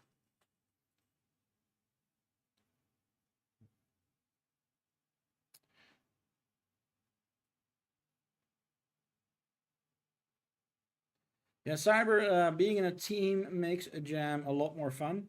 My experience is that when it comes to online jams, it's difficult if you don't already have a team. If you go to a physical jam, and unfortunately, ever since the pandemic, those are much rarer. But I know that here in Sydney, for instance, um, the local TAFE, a tertiary school here, would organize game jams every couple of months. But because there you would go to a place where there were a whole bunch of game dev students, and not just programming, learning programming, but also artists and musicians and stuff like that. They would all be in a big place together, and they would all be looking for people to build a game with, and they would just form new little groups, and that was really enjoyable um, because you make good friendships that way. And I kind of miss that. That since the pandemic, that's kind of being on the back burner, and everything's gone online, and it's a lot harder to find a team online. Into a sling behind my desk, putting on and off the headset for hours. Tough. How do full-time devs and studios deal with VR developers in this respect? Aryan, that's a really good question. And um, my answer to that is I don't think anybody has properly figured it out yet. Um, I know that that is a big part of why Meta built their new simulator because um, especially with the added time that it costs to upload your game to the Quest in order to test it on the Quest. But also, they're Unity focused. So you also have both Unity and Unreal. That you also have your compile time added onto that. So obviously, testing the iterations of your game is a drain on the development times. So removing part of that by just putting up a simulator that you actually don't have to put the headset on, that is their solution. I don't necessarily agree with it. I personally like very much the fact, with Godot, and especially when you do PC VR, um, you don't have that startup time. You press play in Godot, and your VR game runs. Now, I've always been using my index primarily, and one of the things that you can at least do with the index is I can hold it like this, and I just put it on my face like that, and that way it's very test, put it back away. So I always have my cables are now messed up with my chair. Anyway, so that's something that I do. When I look at my Quest Pro, that's my biggest problem that I have with the Quest Pro. I really like the Quest Pro. I really have enjoyed having this one, but the putting it on and off, it slows you down so much. It's so annoying. With the Quest 3, on the other hand, and it's better than the Quest 2, I believe, or I find, and especially now that with either Steam Link or Oculus Link, and I have actually used Oculus Link quite a lot for this with Godot overridden to go to the Oculus OpenXR client. Again, same thing. As long as you hold it properly, you don't actually have to put it on. You just hold it in front of you, and you can look around, and then you can put it away. So those are sort of the ways that I find that having to take the headset on and off a lot doesn't become as much as a problem. With the Quest 2, I couldn't do that because I didn't really have a good way to hold it. You would always be obscuring cameras and it would stop working. If you want to properly test it, you still need to do the whole headband. I find that with the Quest 3 relatively good, with the index also relatively good, but it's not as good as say like a Windows MR headset. Windows MR headsets remain my favorites when it comes to development. It's not practical anymore to use one, which is a shame. Except for the HP Reverb maybe, but I don't know if the HP Reverb has the flip up thing. But obviously, like the Lenovo one and the HP one, they all have the flip up thing, where you can actually hold it on, keep it on your head. And some of them, I've got an Acer one, which is terribly uncomfortable. But even there, I liked it that it had the flip up thing. And again, the thing, of course, is with that sort of thing, you have a lot of light leak. So as a gaming device, it's not ideal. But as a development device, the fact that you can keep it on your head, and especially if you got one of the more comfortable ones, and you just flip it up and you work on your keyboard, and then the moment that you press play, you flip it back down. I wish they made headsets like that still. But yeah, it's. I think the biggest problem that we have in VR development is that the needs of the developer are very different from the needs of someone playing. Someone playing loves, like the Quest Pro, the fact that you put it on, you wind it up, it sits really rigid on your head, and you have your 1-2 hour gaming session, and your headset is securely fastened to your head. As a developer, you're constantly putting it on and off. You don't want that. You want the opposite. So, yeah.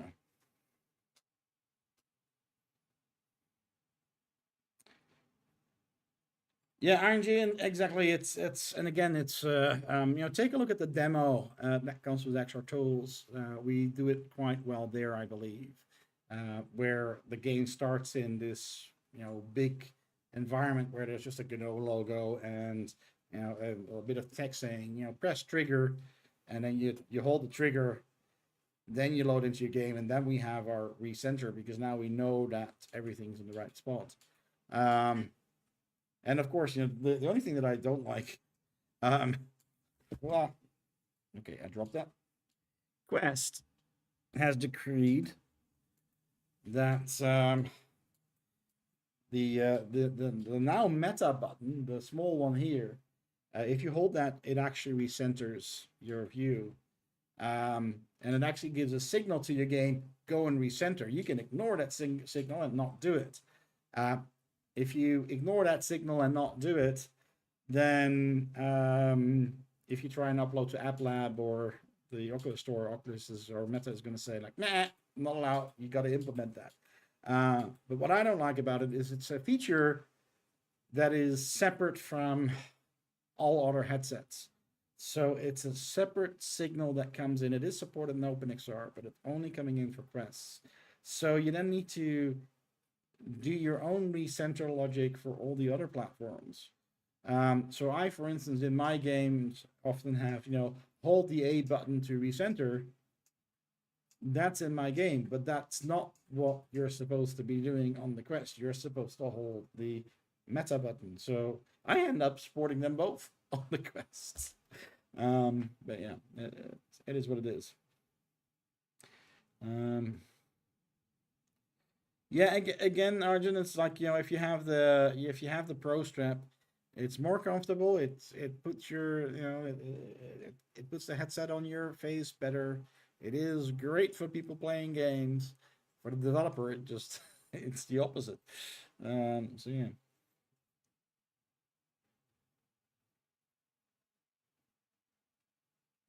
Yeah, Cyber, that's something that you can do, especially if you do make your games somewhat work on desktop. Um, Again, I can't remember who it was, but someone created the little project that allows you to run a VR project on desktop and has some of the keyboard commands that then emulate that you're in VR. It's kind of the same thing that Meta's done with their simulator. I think that's really good to test rendering and see if your game starts and stuff like that. But I believe that it's very hard to really test your game when your games make good use of the controllers. Um, Now there are some people, I can't remember who it was that said this on the Discord. What he does is he actually has his headset on a stand, sort of next to him on a table, bit like this, so that he starts his game, and because there's like a little proximity sensor here. You just block it, and the headset thinks that you're constantly wearing it. And he'll just hold his controls like this, and he can play his game because the game just seeing it from that perspective of the headset, which I thought was really neat. So that's another way to do it.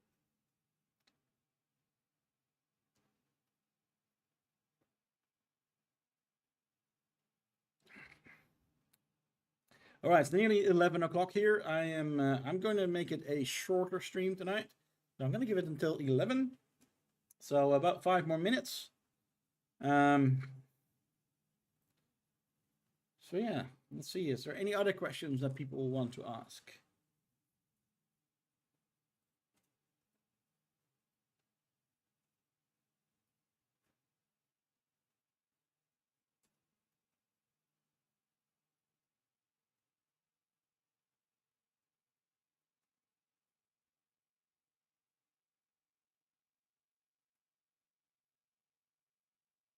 Yeah, no problem, Arjun. I always like answering questions and sort of throwing ideas back and forth. That's how we all learn how to make better VR games. So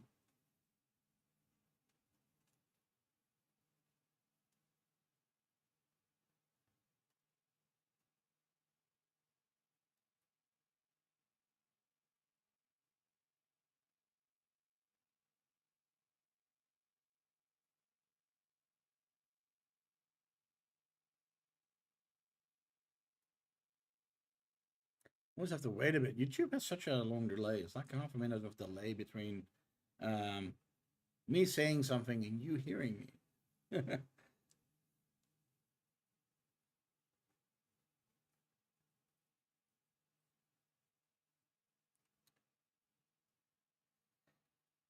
Yeah, Cyber, that's I definitely want to have a look at doing something like that, or maybe that's something that we'll deal during a stream in maybe next week or something, because it only will take half an hour to run through it.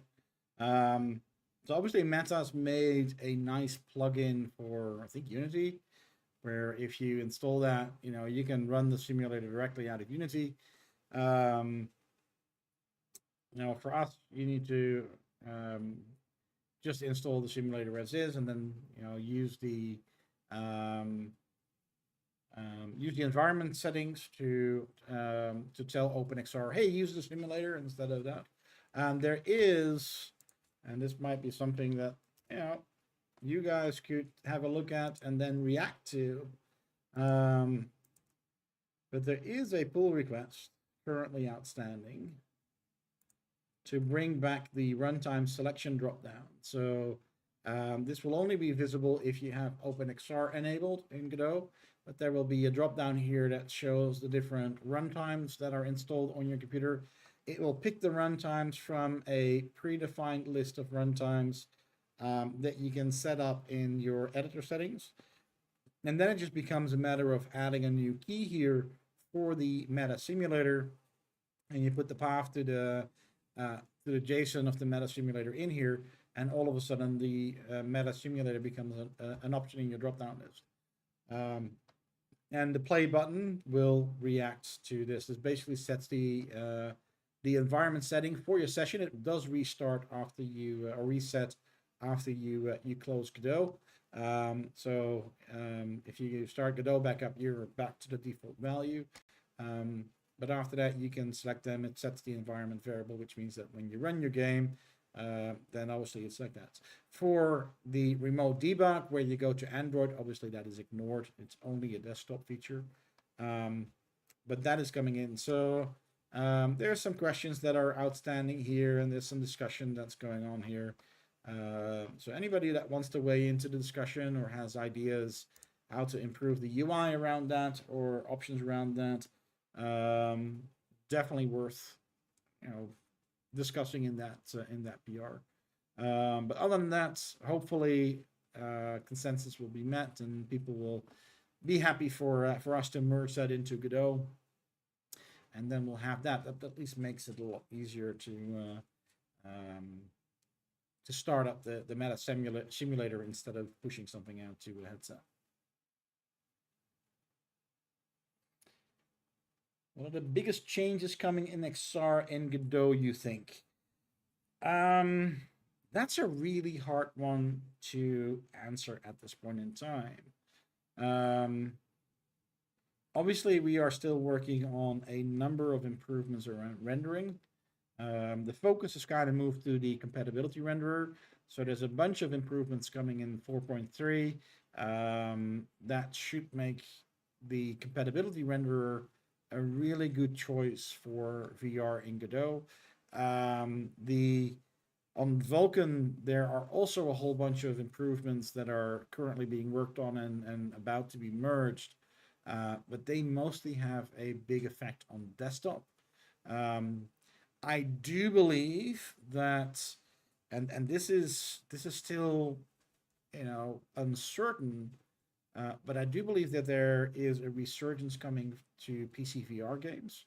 And I mainly think that the biggest instigator there is that the Steam Link app for Quest has made it really easy and user-friendly to run Steam VR games on your computer, but broadcast them, stream them to your Quest. I played Half-Life Alyx when it came out on my Quest, running on my PC over my Wi-Fi, and I was quite blown away by how good and seamless the experience is. And I think with that, we're going to see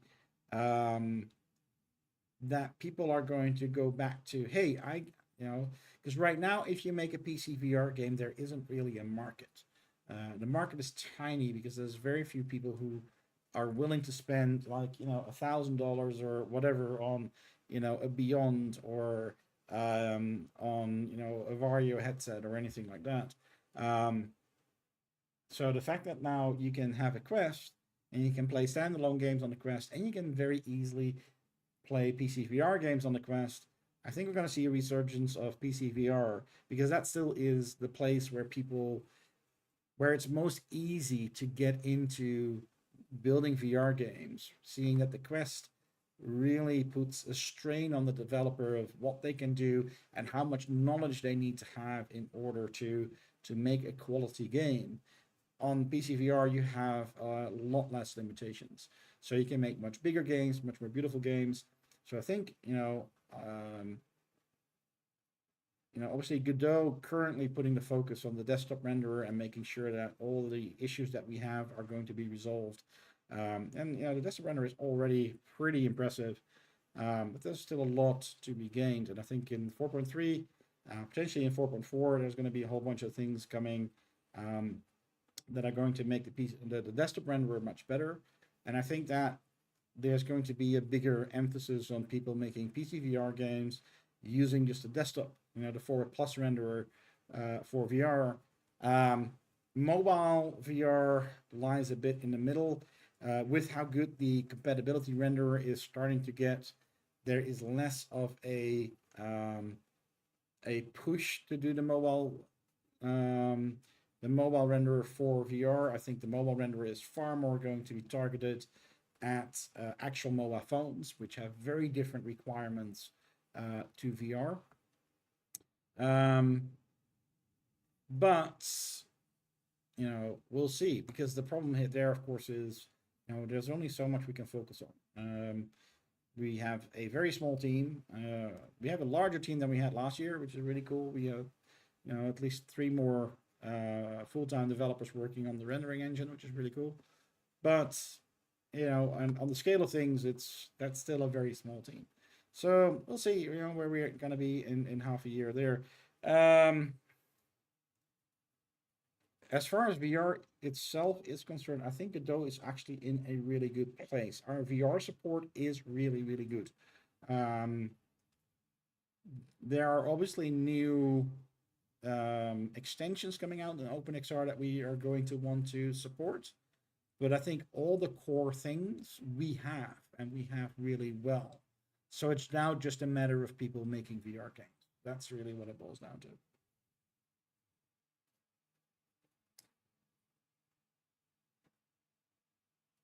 Yeah, people, RNG, people underestimate the power of tool scripts. You can do some really cool things with tool scripts.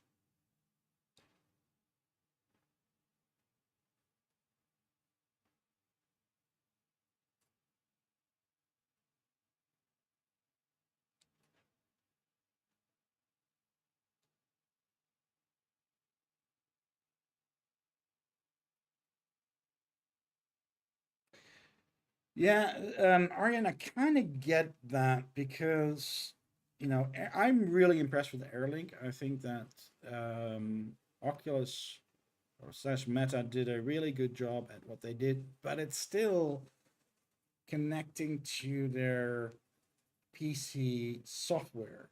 And their PC software itself, the store isn't being, advertised or anything. There's no new games coming on their store.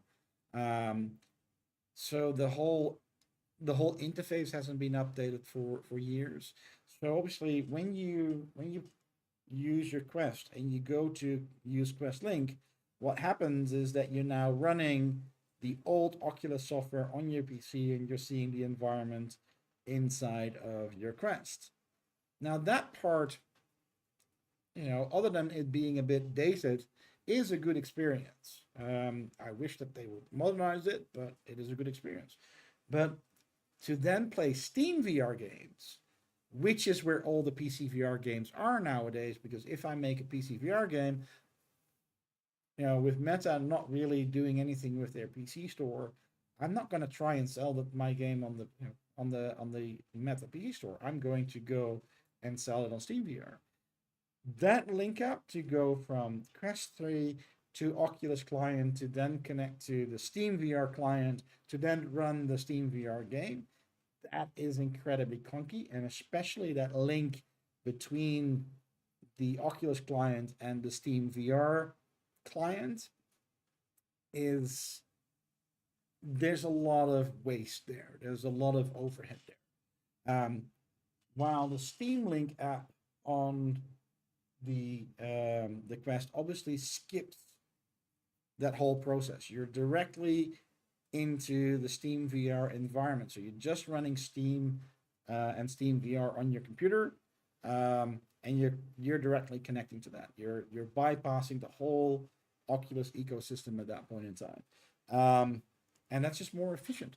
Plus, that I think that what Steam did better in this case is that the experience is better. You go into your Quest, you just start Steam, and you're in your Steam library as if you start Steam on your desktop. So that user experience is just very, very smooth. And that's something that they did really well. So, and I kind of think that that Oculus is, or Meta is quite happy with that, because I think they are realizing that this is going to just increase the value of the device a lot. PC VR games and Quest games, in my opinion at least, don't actually compete. They're two very different genres, right? You want to run something natively on the Quest 3 because that still gives you the least amount of latency and the best experience, but you're limited to relatively small, relatively limited games. Although, what was it? Assassin's Creed or something? What was the last game that came out? That was there. There are some VR titles that are coming out on the Quest that are just crazy. But then, on PC VR, you have things like Half-Life Alyx and Boneworks, and I'm really hoping that Gorilla will port Horizon Call of the Mountain to PC. Gorilla, please. Because I currently can't afford $1,000 to buy a PlayStation VR headset just to play Call of the Mountain. But yeah, it is a different market that suddenly opens up, and people now buy the Quest, they get access to both those markets. So I think it's a really good thing.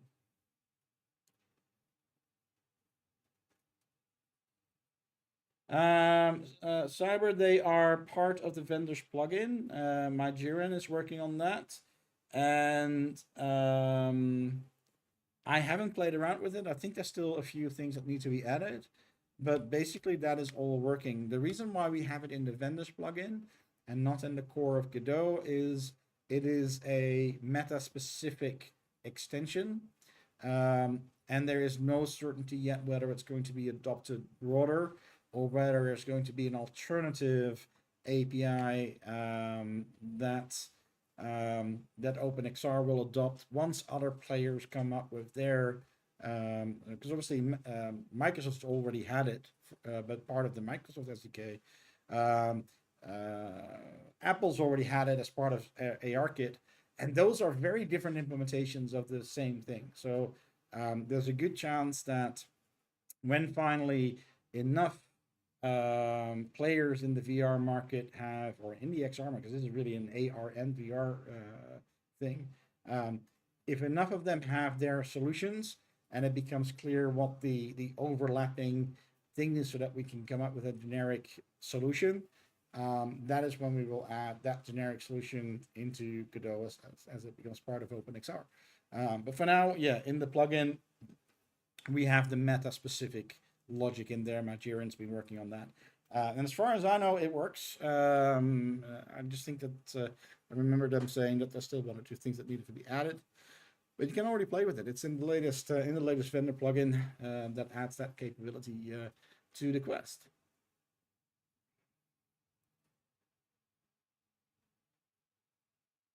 Rod, yes, you can. And I have actually been playing with that. It is really, really cool. So basically, if you start, so right now, obviously, I am running my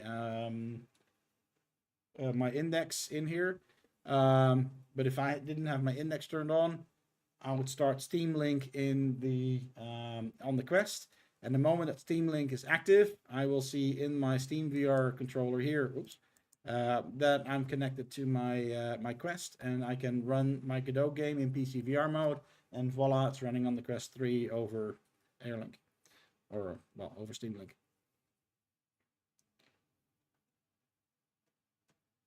Yeah, I haven't tried out the Assassin's Creed yet. I've only seen some videos of it. It looks impressive, but I don't know how good, bad, or ugly it is. My son's been playing Blades and Sorcery a lot on the Quest 3, so obviously that comes in originally as a PC VR game that was now ported in to Quest. I don't know how different they are because I haven't played them, but on obviously PC VR, there it's quite a big world that you run around in. So I don't know what they've brought over to the Quest.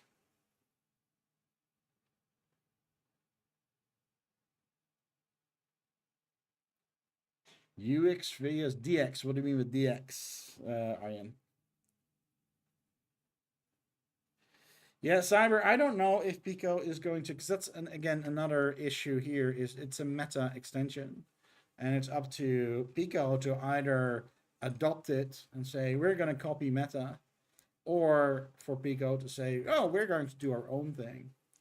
I don't know. It's and again, I don't even know where meta is going with this, because obviously on the Quest 2, you had to draw out where everything was, and I sort of saw that and like, you can rebuild that in Godot. You don't need the scene interaction stuff. It's nice that it's there, and something that is really cool about it is that it remembers it. You know, that's the problem that you have if you would solve this on the Godot side, is that there's no way to know that you're in the same physical space and that your coordinate system matches what is before, while now the scene system sort of enforces that.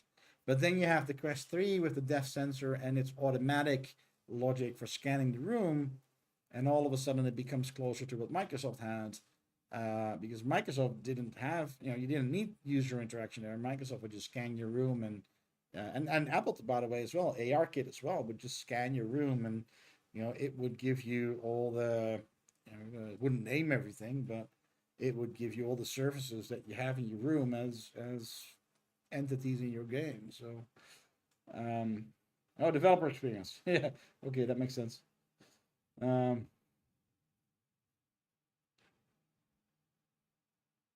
So yeah, that's where I've kind of hold off myself to really get into that, because I suspect that's going to change. I suspect that as more vendors come up with their solutions for scene detection,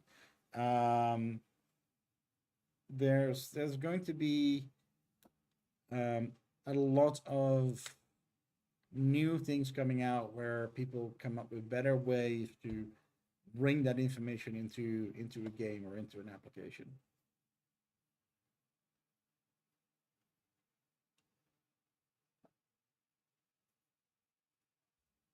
All right, we're already a quarter over 11, so I'm not going to make it too much longer anymore, guys.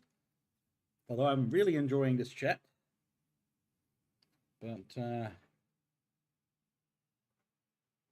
yeah, it is, what is it actually right now? It should have cooled down a bit by now. 25 degrees, still hot for a night. So, according to my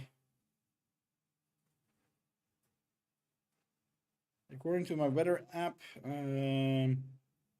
yeah, it's not going to get much colder than it is right now. It's going to stay around this, and it's very muggy. That's the really worst thing. And then yes, oh, what did it just do? Nope, not Amsterdam. Yeah, at 1 p.m. tomorrow, it's going to be 43 degrees Celsius. So I'm so much looking forward to that. Yeah, sorry about that, Sergen. I heard about that. Someone else mentioned that. I need to correct it. I'm not sure if Discord keeps changing my my link on me, or whether I accidentally ended up with an old link in my computer. But I don't have But without going into something that I don't want to do on stream, I don't have the ability to update it at the moment. But I will change it in the description of the video after the stream. Yeah, Netherlands is the opposite. It's you know, was it about 3 or 4 degrees?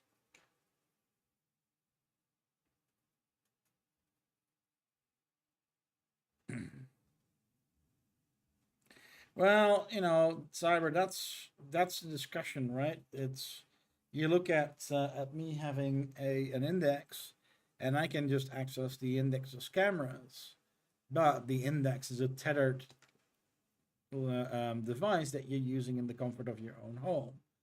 When you are looking at standalone devices like a Quest that are potentially going to be used in public spaces or you know, in places, you know, they're easily moved around.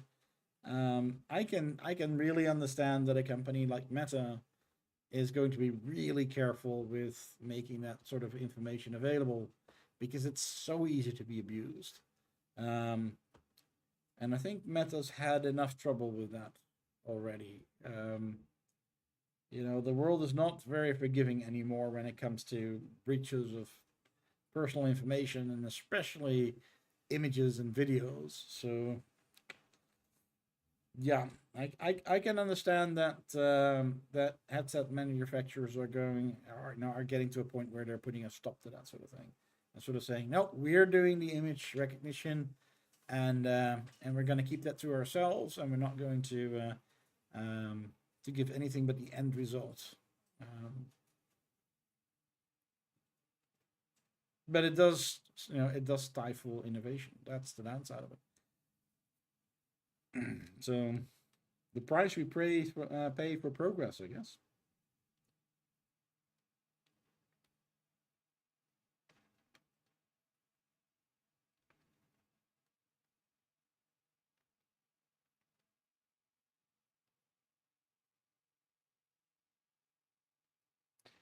Um, that's a good one, RNG. That's the thing is, when you are looking at VR, the nice thing about VR is VR does a prediction. It knows that the image that we are rendering right now isn't going to be shown to the user until a few milliseconds from that moment. And thus, when you are moving your hand, it's not telling us it's here. Now, it's predicting that it's going to be there the moment that the image is shown on screen. And that is the position that we are getting. Now, obviously, in physics, we are doing the opposite. We have a known point in space at a time. We have a certain velocity, and we're exactly going to say this object is now going to be here at this point in time, and we're going to render it. The fact that it's actually at this moment that we render it, and it should be a little bit further, yeah, that can give the illusion of physics lagging behind a little bit, even if you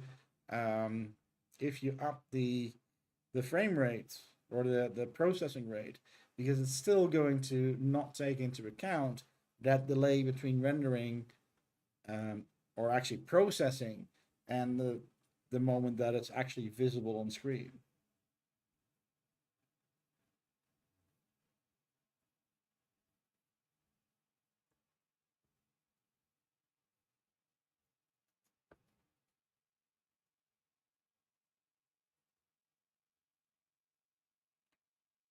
And of course, you know, when you look at normal games, you don't really notice because you're just playing it on the screen and you don't have anything to compare it to. But in VR, you suddenly have this disjoint between something moving in space and something that, you know, that you're controlling, your hands, the fact that your hands are somewhere.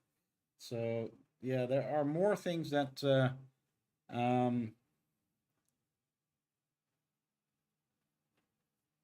that are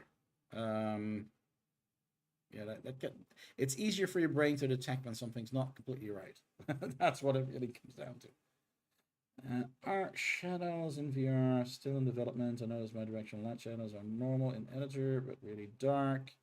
Your black is okay. So there are first of all, there is currently a bug in the compatibility renderer, and I was actually working on that today. And unfortunately, I couldn't figure it out yet, so I'm hoping to spend some more time on that this weekend. Where sky contribution is not working, and that's what is making everything dark. So it's not actually the shadows; it's the fact that in Godot the sky adds into the ambient lighting. So anything that's in shadow is obviously colored by ambient lighting. And that's completely black instead of the actual ambient lights calculation based on the color of the sky around you. So that's why it's dark. That's a bug. I am working on that, and hopefully that will be fixed soon. I already know that it is because the radiance map isn't being updated. The radiance map is completely black, and therefore ambient lighting is black. And I need to figure out why is that not working, because it's only failing in stereo. It's working perfectly in the editor. But that's that thing.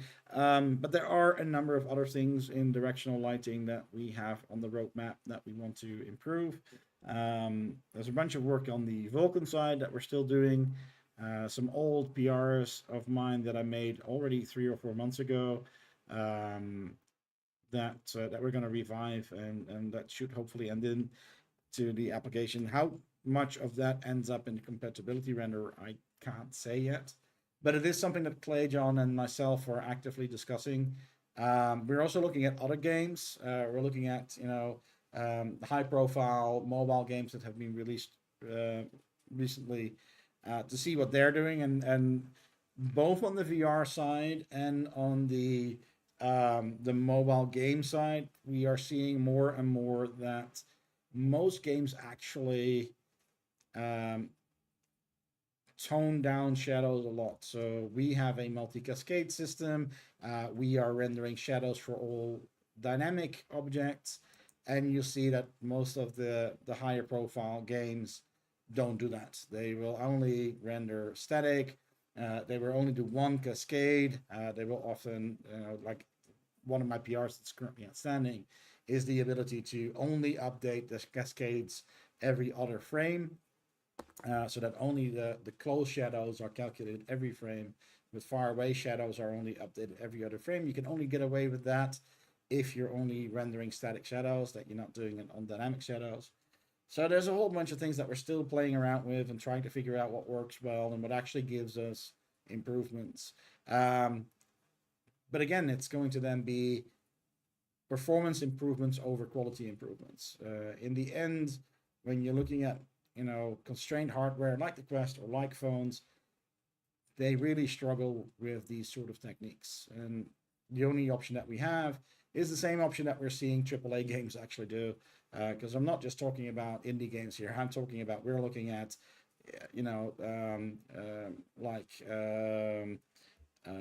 Call of Duty, I think it was one of the games that we're looking at that has a mobile version now. Genshin Impact is one that Clayjohn is looking at, just to see what those games do, and they do the same. They just say, we can't do shadows on mobile, or we can't do it the way that people are used to, so we're going to tone down the quality, and we're going to remove dynamic shadows, and we're just going to focus on static shadows, and we're focused on performance. And that's something that we want to do too. But yeah, the dark thing is a bug that is going to be fixed very soon. I hope. I hope to actually have fixed it today, but I couldn't figure it out yet. So I'm still looking into that.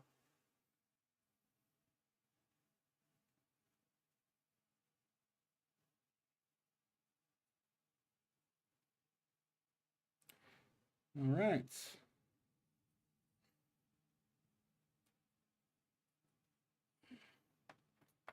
I think, guys, that we're gonna end it there tonight. I actually went half an hour over the time that I wanted to spend on stream tonight. So, obviously, we had a nice little look at all the entries for the Godot Jam. So that's nice to have on video. That's hopefully people will enjoy watching that later on, and had a nice little chat about the state of affairs and answering some questions. So that's cool.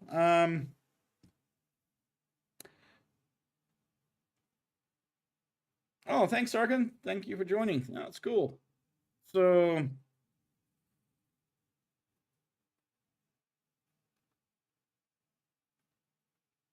next week, we're heading towards Christmas, so I'm probably going to take some time off at some point.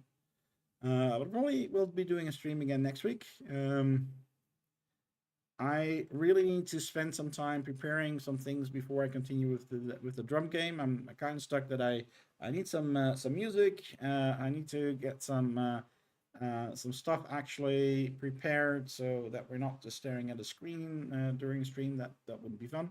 So I hope that I have time for that. It's been pretty busy. If not, then we're going to do a stream next week, and we're probably going to just focus on a different topic. Not sure what. Definitely open to suggestions. If someone says, "Hey, Bas, could you do a stream about this? I really want to know about this," then that's definitely things that I would take into account. I have it in my head that I've been wanting to start or actually on a port one of my old GD native plugins to GD extension. Well, probably not port, probably want to start over. So that might be something that I might make a start at on stream, so that I can do the whole setup of how do you start with an extension. We'll see. Plenty of things to think about. So I'm gonna leave it at there. I hope I'll see everybody again next week. I'll probably talk to lots of you guys on Discord. And yeah, I hope you all have a good day or good night, depending on what time you are living at. So, all right. Good night, everybody.